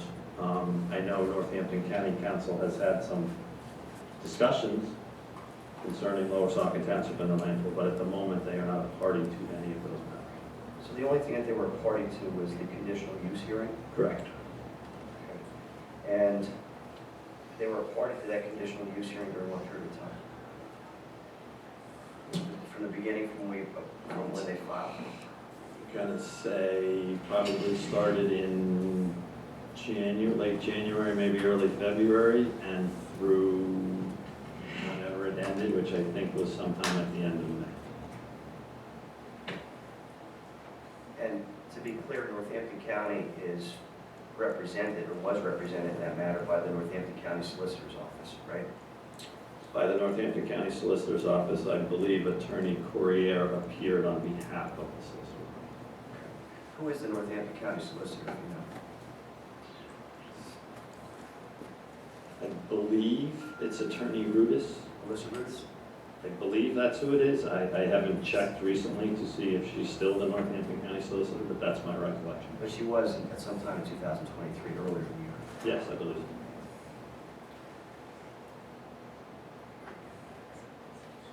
Well, you know, I'm hesitant to bring this up, but I think I'm obligated to. So, the Pennsylvania Ethics Act you would agree that members of council are required to abide by the Pennsylvania Ethics Act, right? You're asking me if yes, I would agree with that. Okay, so section 1103 talks about restricted activities, and it talks about conflict of interest, seeking improper influence, and accepting improper influence. And I'll share what it says. It says, no public, this is conflict of interest, subpart A. No public official or public employee shall engage in conduct that constitutes a conflict of interest. Subpart B, seeking improper influence. No person shall offer or give to a public official, public employee, or nominee, or candidate for public office, or a member of his immediate family, or a business with which he is associated, anything of monetary value, including a gift, loan, political contribution, reward, or promise of future employment, based on the offerer's or donor's understanding that the vote, official action, or judgment of the public official, or public employee, or nominee of candidate for public office would be influenced thereby. Subpart C, accepting improper influence. No public official, public employer, nominee, or candidate for public office shall solicit or accept anything of monetary value, including a gift, loan, political contribution, reward, or promise of future employment based on any understanding of the public official, public employee, or nominee that the vote, official action, or judgment of the public official, or public employee, or nominee, candidate for public office would be influenced thereby. And then it goes on in subpart J, and it talks about voting conflict. And it says, any public official or public employee who in the discharge of his official duties would be required to vote on a matter that would result in a conflict of interest shall abstain from voting, and prior to the vote being taken, publicly announce and disclose the nature of his interest as a public record in a written memorandum filed with the person responsible for recording the minutes of the meeting at which the vote is taken, provided that whenever a governing body would be unable to take any action on a matter before because the number of members of the body required to abstain from voting under the provision of the section makes a majority or other legally required vote of approval unattainable, then such members shall be permitted to vote if disclosures are made as otherwise provided herein. So, I think I attended every council meeting that took place this year, and I do not recall anyone announcing that they were being represented by the Northampton County solicitor or anybody in the Northampton County Solicitor's office. Did that ever occur? Did anybody on this council ever announce that they were being represented and had a business relationship with any member of the Northampton County Solicitor's office? Do you have a recollection? That's a question for me, I don't recall. Okay, I don't know if anybody else on council has that recollection. The reason why I bring all this up, talking about the restricted activities and voting conflict, I don't remember anybody ever saying that publicly announcing the nature of any business relationship or submitting any paperwork. Mark, did you ever receive any paperwork from anybody on this council saying that they have a business relationship with anybody that would pose a conflict of interest? I did not. All right. Well, I received a letter on March 6, 2023 from Melissa Rudis, who is or was the Northampton County solicitor, who works in the Northampton County Solicitor's office, who was, I believe at the time, the office was representing Northampton County, which was a party to the conditional use hearing, and it's telling me that she represents Priscilla De Leon. And it seems to me that that is a conflict of interest, a restricted activity that should have been disclosed to this council. Certainly should have been disclosed to the solicitor and the township manager. Were you aware of that representation by Priscilla De Leon by the Northampton County solicitor, who was objecting to the conditional use? I was not personally aware of that. Mark, were you? I was not. What are our obligations as, and you're familiar with the Ethics Act, and I'm asking for your legal advice here or interpretation. What are the obligations of members of this council who become aware of a possible restricted activity that represents a conflict of interest, seeking improper influence, accepting improper influence, or voting conflict. Are we obliged by law to report those suspected Ethics Act violations to the Ethics Board or any other entity? I mean, I'm not sure that you're obligated as a board to report it. I think it's important to point out that and this is a common misunderstanding, the Ethics Act deals with financial benefits. It deals with a financial benefit to either the elected official or the appointed official. And the most common, the easiest example I think I could give is that if we were to have awarded the paving contract tonight to Sandy's husband, that would be a conflict of interest because Sandy serves on this board, she is voting, and arguably her husband would be receiving a financial benefit from that vote. So that's what the Ethics Act deals with. Well, let me just finish. That's what the Ethics Act deals with. What it does not deal with is conflicts of interest as you would generally understand in terms of non-monetary benefits. In terms of, it's a conflict for, somebody in my family to root for the Eagles because I don't like the Eagles, right? I like the Patriots. That type of conflict is a different conflict than what's controlled and regulated by the ethics. Admittedly, I don't know what, if anything, of financial value was exchanged here between Melissa Ruiz and Priscilla De Leon, perhaps nothing. But if free or discounted legal services were provided, would that be something of value that would fall within the Pennsylvania Ethics Act? Yeah, I think arguably free services that would otherwise be charged and paid by a public official could be a financial benefit. However, that free service would have to be basically in return for some type of a vote. That's where the conflict comes in, right? You can't vote if you stand to benefit financially from that vote. But not just that. If there were free or discounted legal services that were provided, the Ethics Act talks about a voting conflict and the need to publicly announce that, correct? If there's an action in front of the governing body, in this case council, that council is going to vote on, and the individual is aware that they have a potential conflict of interest, then yes, they have to disclose that prior to voting.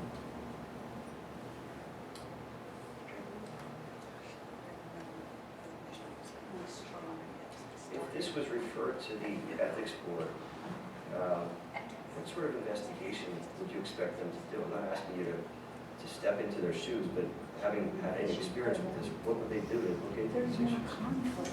I have seen multiple occasions where a letter has been sent to the Ethics Board asking for clarification on certain issues and whether certain conduct would potentially be a conflict of interest or wouldn't. They usually respond with a letter saying, you've asked me the following questions, here are the facts you gave us. Based on the facts you gave us, here's our opinion. All right, thanks, Lynn. That concludes my council report.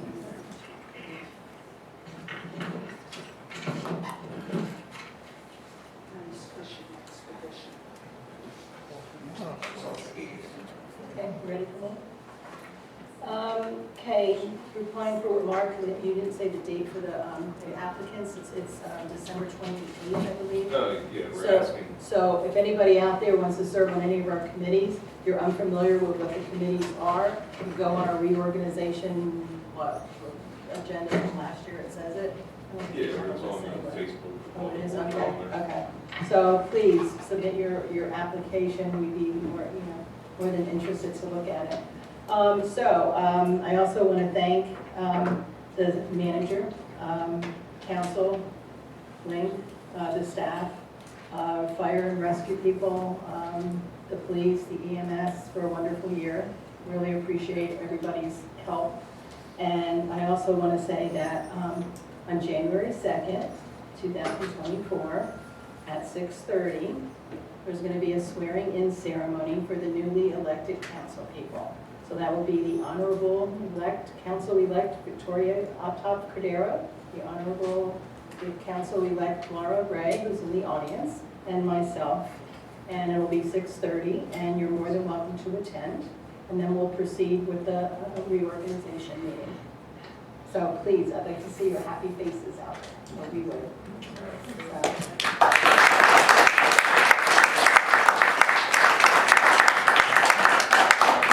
That is all I have. Merry Christmas and Happy New Year and season's greetings, however you celebrate, and have a special time with your family and your friends. Thank you. All right, thank you. All right, the Honorable Tom Carochi. Yeah. That's right, we're all honorable. I want to thank the township staff and our volunteers. Again, the staff and police and public works are most valuable assets. They earn their salaries and they earn the bonus that they get. So Merry Christmas and Happy New Year to all. Thank you. All right, thanks, Tom. All right, next is Solicitor's Report. Lynn, I don't have anything to see. do you have any update on the library litigation?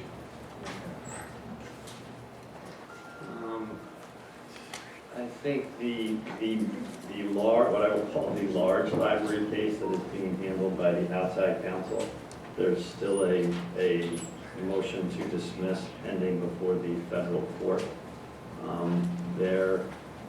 One of the other library litigation cases had to do with the Right to Know Act that the Hellertown Library didn't respond to. Office of Open Records said they needed to provide the records, and then that got appealed to the Court of Common Pleas. I know there have been some attempts to get some discovery, that the Hellertown Library had actually requested discovery in this appeal matter, which isn't a normal thing to do, but they asked for it. The judge granted it. Our outside counsel agreed to the discovery, and they've been trying to get some discovery from the Hellertown Area Library. They have not been successful on that. Why not? I think the response from the library was that the librarian had moved out of town. I think there is a motion for sanctions pending that the librarian had moved out of town. Her husband got relocated, she just didn't up and left. I didn't say why she moved, I just said she moved out of Because town. he keeps saying that she just up and left, I and know. she didn't, her husband got relocated. I have no idea why she left. I'm telling you so that you know. I'm telling you, the response from the Hellertown Library was she moved. Okay. I don't know why. Okay. So I think You said there's a the motion for sanctions What's that's the motion for sanctions about? pending. Well, it's about failing to respond to the discovery request. Have they appeared for any depositions? There was a deposit, there were one or two depositions that were actually officials of Hellertown Borough. I don't think there has been any Hellertown area library official that has appeared for a deposition. Has there been a request in the scheduling of any Hellertown area library officials where they failed to appear for the deposition after scheduling? There was one, if not two, but they didn't appear. One was the librarian who, again, the response was she doesn't live there anymore. And I think the other one was the chairman of the Board of Trustees, if that's what they're now called in Hellertown. Priscilla, do you know why the librarian failed to show up for the agreed upon deposition? I didn't even know there were depositions going on. Nobody tells me anything, so. You seem to be in contact with her, and you know she Excuse moved. me? You seem to be in contact. You seem to know she moved away, so I thought maybe you knew why she failed to appear before at that position? I have no clue, I'm sorry. All right, that's all you have? That's all I have. All right, thanks. It's only beginning time. All right, I thank you. hope everybody has a nice holiday. That's all I have. Thank you, Ken. All right, that concludes council staff reports. We have public comment on agenda items, residents and taxpayers only, with a 3-minute time limit. First up is Russ Sutton. Russ Sutton.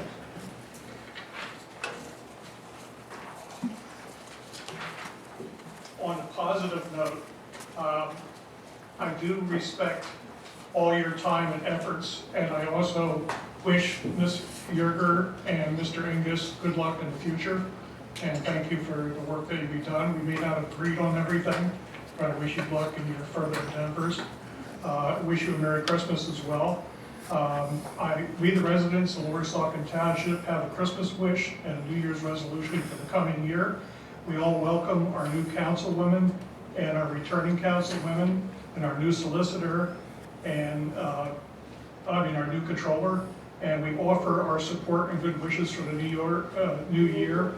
And we'd like to help them as much as possible. And we'd like to have open communications and have a really good next year and improve our township. Same to you, Russ. Mr. Sutton, may I ask you for a point of clarification? You mentioned the new solicitor. Who's the new solicitor? I mean, solicitor controller. Oh, I'm sorry. I'm sorry, I said solicitor. All right. Thank you. All right, next is Andrew Witchen.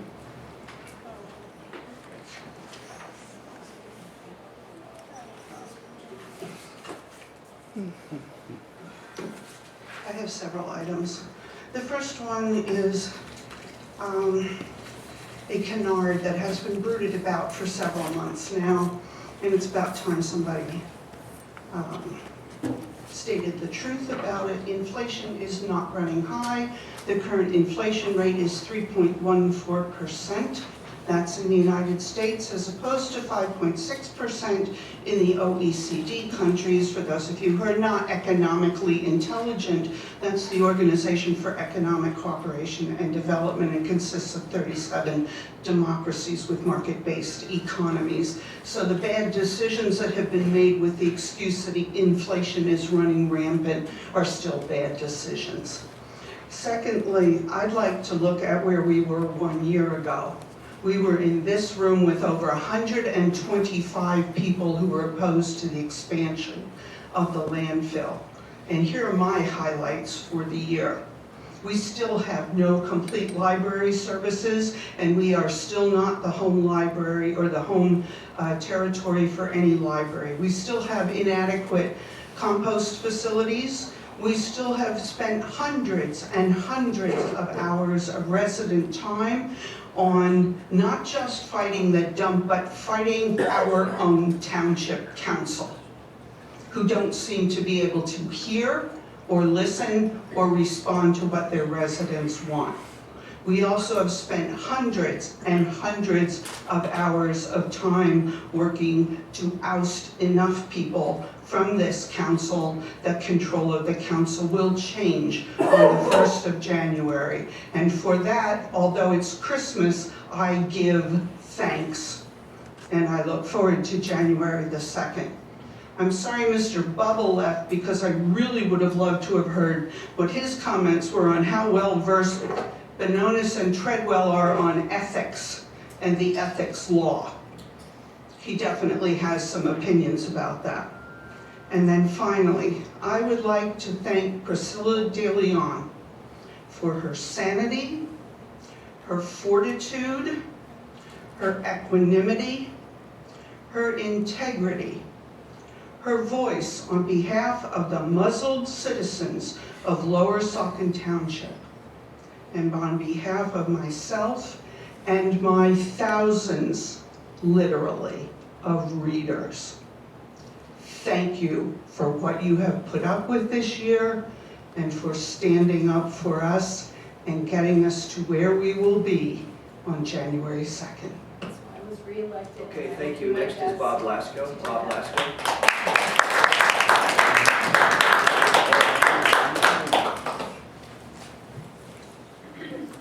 First off, I'd like to say I'm not running for any political office. Oops, that line's already been taken. I am here to offer a word or two. To the council-elect, I would charge you to honor yourselves and our community in the dispensation of your duties as you assume your newly elected and re-elected positions on council.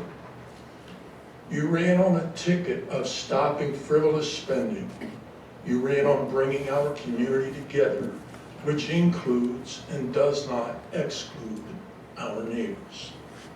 There is perhaps a temptation to seek retribution for the way this present council has treated you yourselves and others that have attended these council meetings over the last year or so. But please remember your promises. And after getting to know you more personally over the past 12 months, I am convinced that you will remember those promises. It has been my pleasure to work with you, and in some small way, to endorse you as we all fought together for each other and the way of life that we love. As for Mr. Carochi, you sit up there and justify only allowing 3 minutes for concerned citizens to speak, denying concerned non-citizens or taxpayers even 1 minute of time. Yet at times you ramble on with your wordy endorsements of those that you agree with, or diatribes against those you disagree with, quite often only repeating that which has already been stated by other members of council. So much for your concern for the valuable time of the citizens attending the council meetings. Mr. Inglis, you stated that you actually received more of the vote than was credited to you because people that didn't care didn't show up to vote. Well, in that case, Priscilla, Laura, or Victoria could claim those votes also. Your 3 opponents handily defeated you with votes of almost 2-1. Those were the people that did care, and there are no hypotheticals there. Mr. Bononis, I predict that your political career is pretty much over. Now, I admit I could be wrong. I've been wrong in the past, but I think not. You have done everything that you could devise to embroil this community in a quagmire of lawsuits. You, by your arrogance, sir, your hubris, Time's up, sir. have been your own undoing. You can run a meeting, you can bring down a gavel, call recess and reconvene, but that is where your talents end. All right, Mr. Blasky. You, sir, have made yourself anathema to the Republican Party.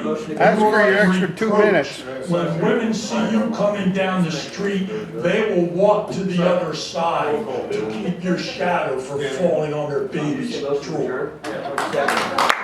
Ask for your extra 2 minutes. How many more people are left to speak on the list? How many more people? I'm asking a question. There's a motion on the floor. I'm asking a question. Please answer my question. Oh, about 10. Oh, my word, and he's calling for to adjourn. First I call for a motion to, call for a motion to recess, and I seconded Right, that. then you said. So you can't have 2 motions on the floor. Somebody has to know. The first one was. Seems like I'll withdraw the motion so that Mr. Blasker stood down finally. Next is Victoria Off-Top Cordero. Victoria Off-Top Cordero. I pass, thank you. Okay. Next is Amber Rose Palace. Amber Rose Palace.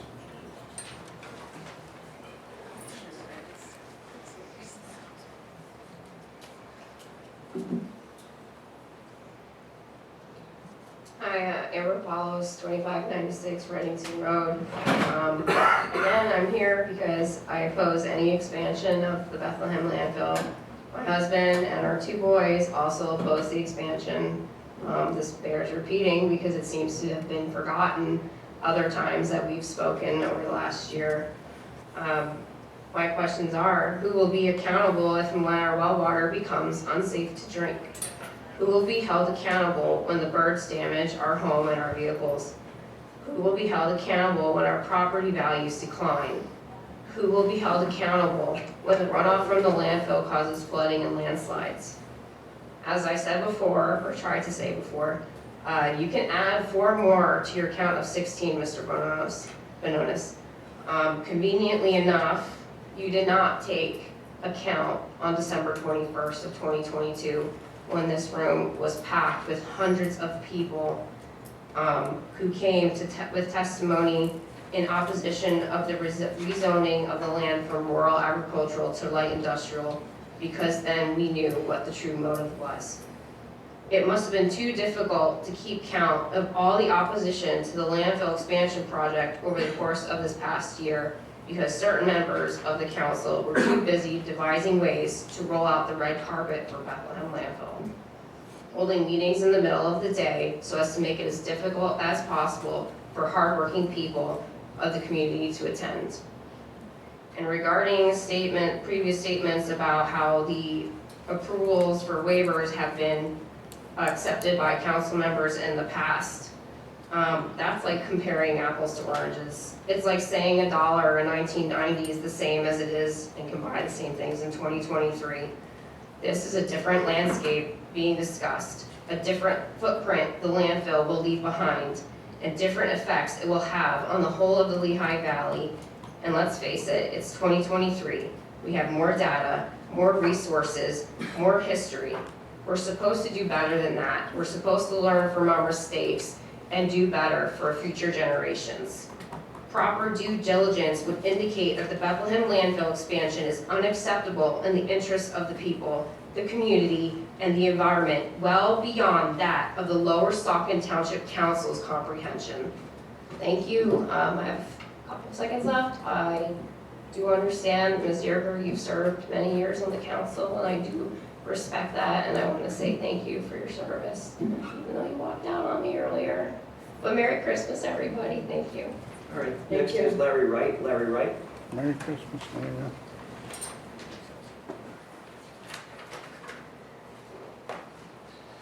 Since this is the last council meeting of this administration, it's a good time to comment on what the longest and most lasting and obvious contribution of this council will be, which of course is the mountain turned to garbage, which will be here for the next 50 years or so, and will be the introduction to the Lehigh Valley to everyone traveling west on 78.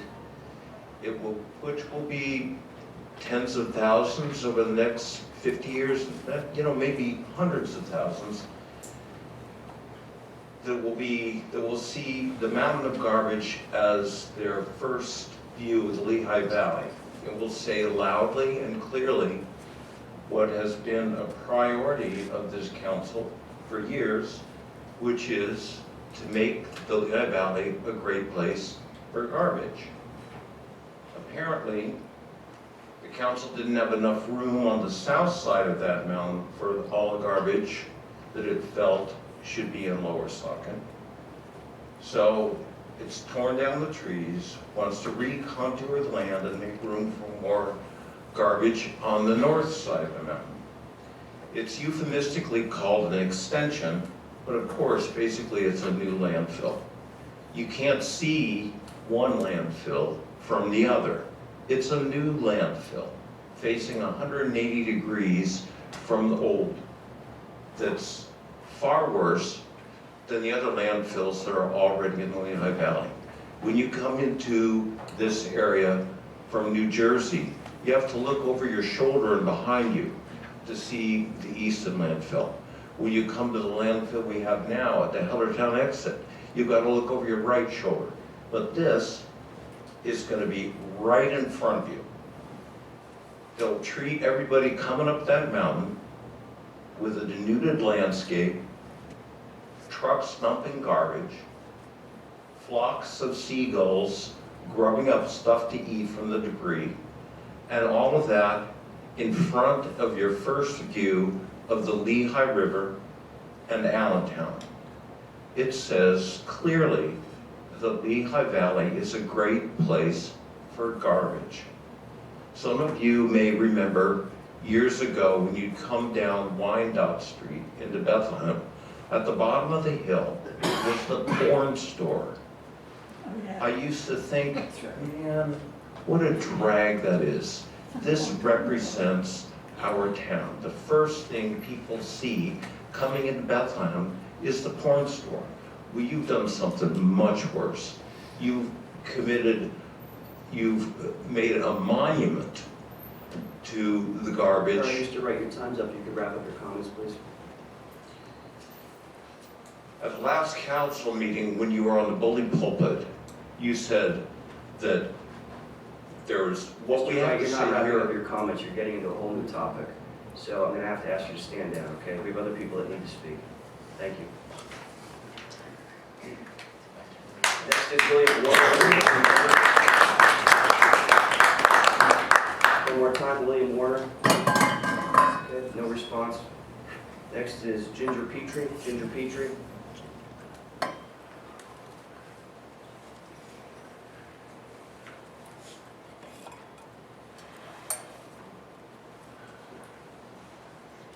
Ginger Petrie, 2626 Reddington Road. I have a new topic and an old topic. I'm a participant in your open space program. I was excited to have the opportunity to protect my land from future development while I am still alive. It would break my heart to see hundreds of homes where my beautiful fields are and take away the nature that lives there. I would like to know why you're trying to destroy the program. Once the public finds out about the harassment that I have received, as well as Laura Ray, they will not be willing to subject themselves to that kind of abuse. Also, once you set the precedent of releasing the landfill's easements, no easement will be safe in the future. My old topic is my nemesis, the landfill. We have all stood here, we've cried, we've begged, we've argued, we've spewed facts about blocking the landfill expansion for over a year. Disregarding our protests, you have turned them loose to proceed with their plan of destruction. In only 1 week after you hit the go button, all of us in my vicinity have received this letter from the landfill, from the lawyers, and including the township, that admits that our property values will decline because of their presence. But we could have your assistance and their assistance to help us when we want to sell. I am so proud of you people. You sat there and said that we are all wrong, and then you slapped this out. I want to calm down, and I want to say thank you to Sandy, and I want to say thank you to Mark. And I know you're very good people, and you've worked very hard on this council, and we do appreciate that. We appreciate that you're very good people. And the other thing I want to say to Mr. Carochi and Mr. Bononis, I've got 2 words that I wish I could say, and it's not Merry Christmas. All right, thank you. Next is Bruce Petrie. Bruce Petrie.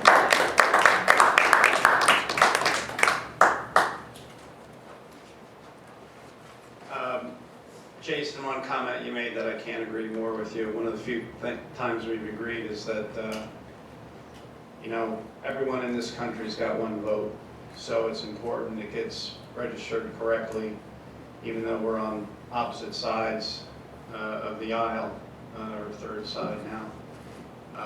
It is important to make sure that every vote is counted the way that it was cast. Sandy and Mark, I want to thank you. Sandy, when we went into the open space program in 2015, I think it was that year that you actually walked the property with us, the hills. So I'd actually like to invite, as a spirit of Christmas, Mr. Bononis and Mr. Croce. I'll be happy to give you a personal tour of the 164 acres so that you can see the beauty of the land and the flora and the fauna that we protected by doing it. And that being said, even though my wife didn't, I want to wish everyone on council, Mark, Sandy, Link, Jason, Mark, Priscilla, and Tom, Merry Christmas. And have a happy and safe one, and look forward to working with everyone in the new year. Thank you. Thank you. Merry Christmas to you as well. All right, next is Dave Bland. Dave Bland.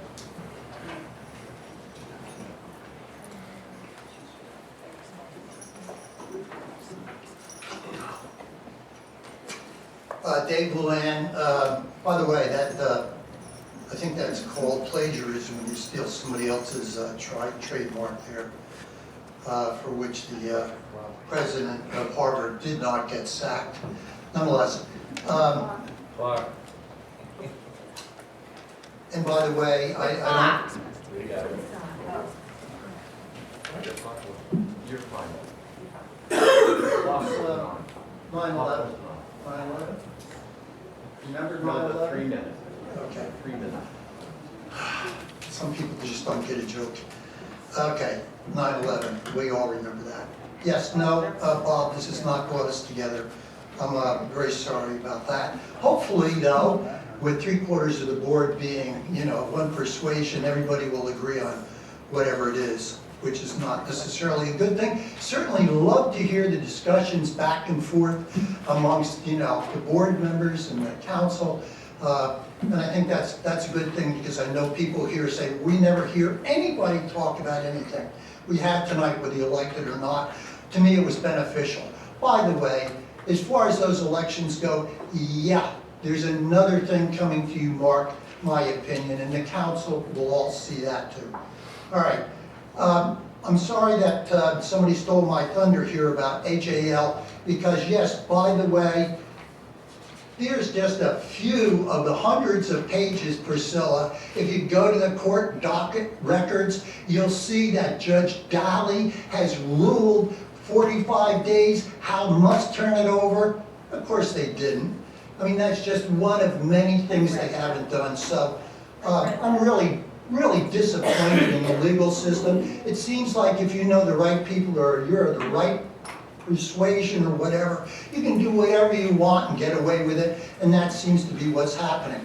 My concern, though, is that it's $150,000 versus $10,000 if we ever end up back in the Howe pocket, and that could be just the start. There may be reparations, who knows what else, okay? And will we ever get this information, which the discovery list is tens of pages long, and there's been 45 working days, and we still don't have it. We don't have any ruling.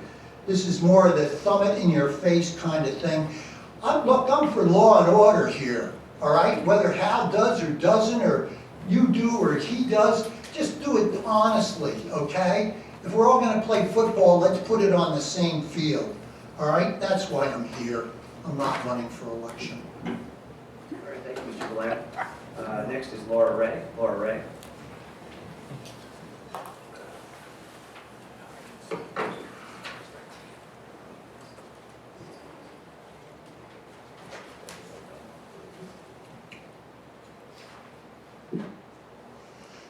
Okay, Laura Ray. I did run for election. On record. Okay, so my topic I wanted to talk about,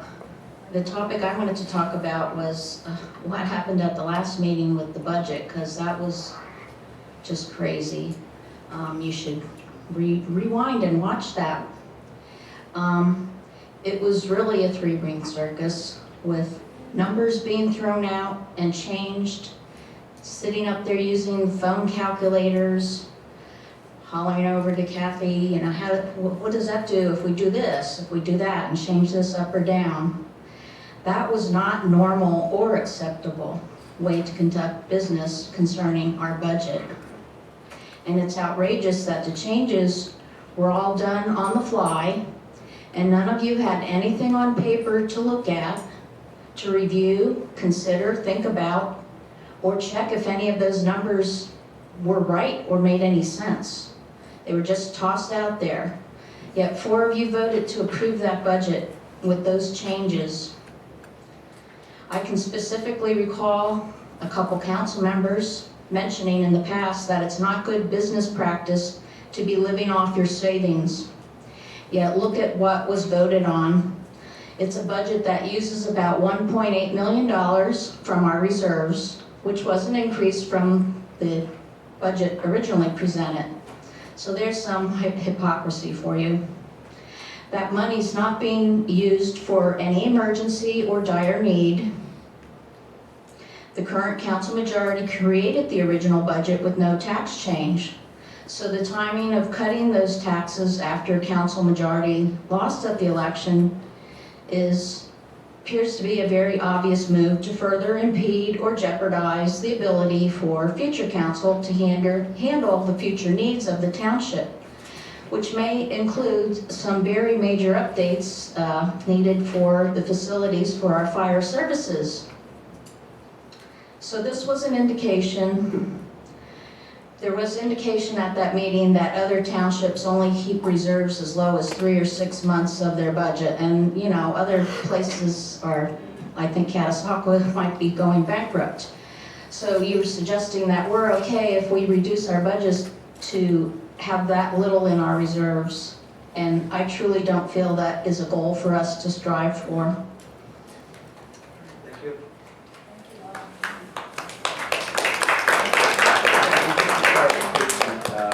We did pass a balanced budget. It has $9 million plus the surplus, and the numbers that we provided at the last council meeting in support of the budget were accurate numbers, correct? Yes, the $0.75 mil reduction was. With the $0.75 mil reduction. Yes. All right, well, I think that concludes the non-agenda item part of the meeting. Before we wrap up, I again want to thank Sandy for her long time on council, Mark for his long time on council. You've endured a lot of nonsense and nastiness over the years and the time here, and you've done the Lord's work. So thank you, Chris, again for your time on council. Enjoy the holidays with your families, and Merry Christmas to everybody. We're open to adjourn. Okay.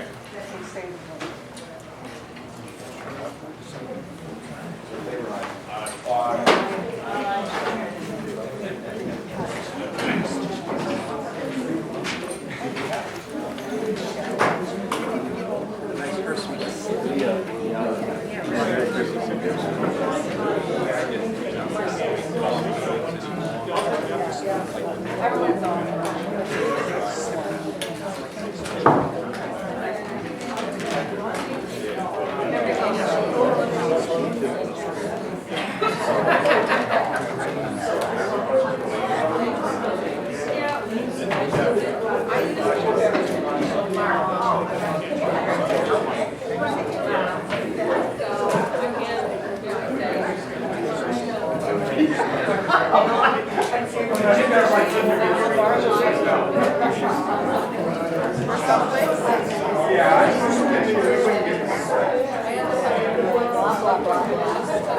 Want to go out? I would need to go out after this. Yeah, that's just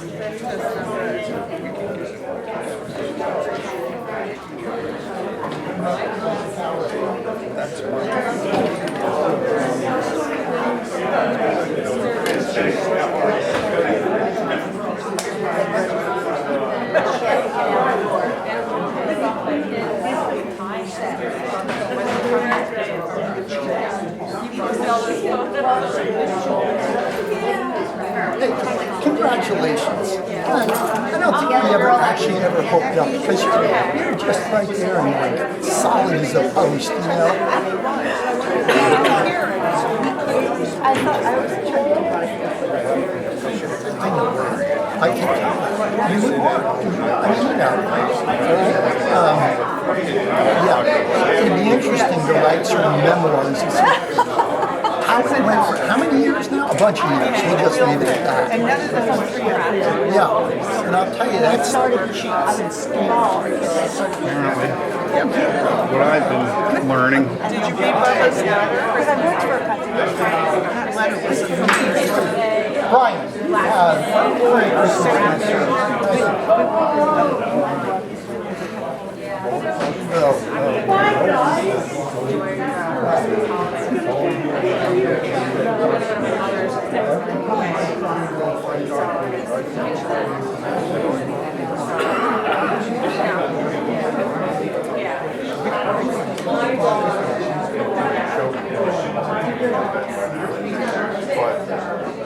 that letter is not on the township site. That was from Priscilla who made it public. It's on her Facebook page. You should read it, it's great. It's everything we want to say for the rest of the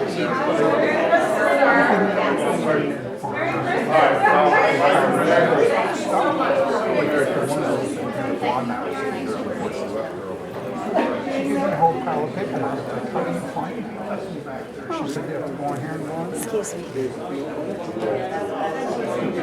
have a lousy Christmas.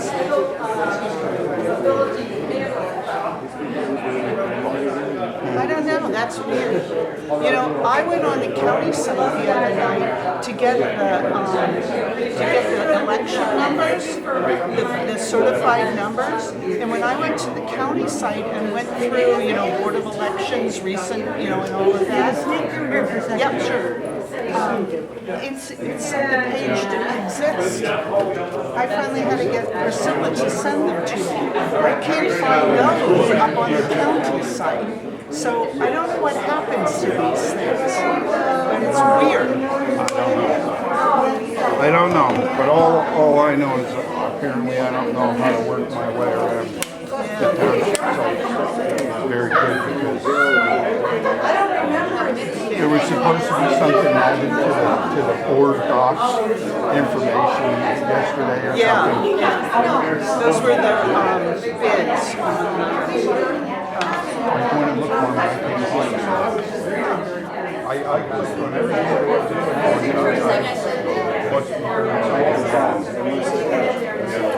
Maybe Vicky can figure it out for you. Huh? Maybe Vicky can figure it out for you. Oh, probably. If you got a computer problem, she's the person. Okay. Have a very Merry Christmas.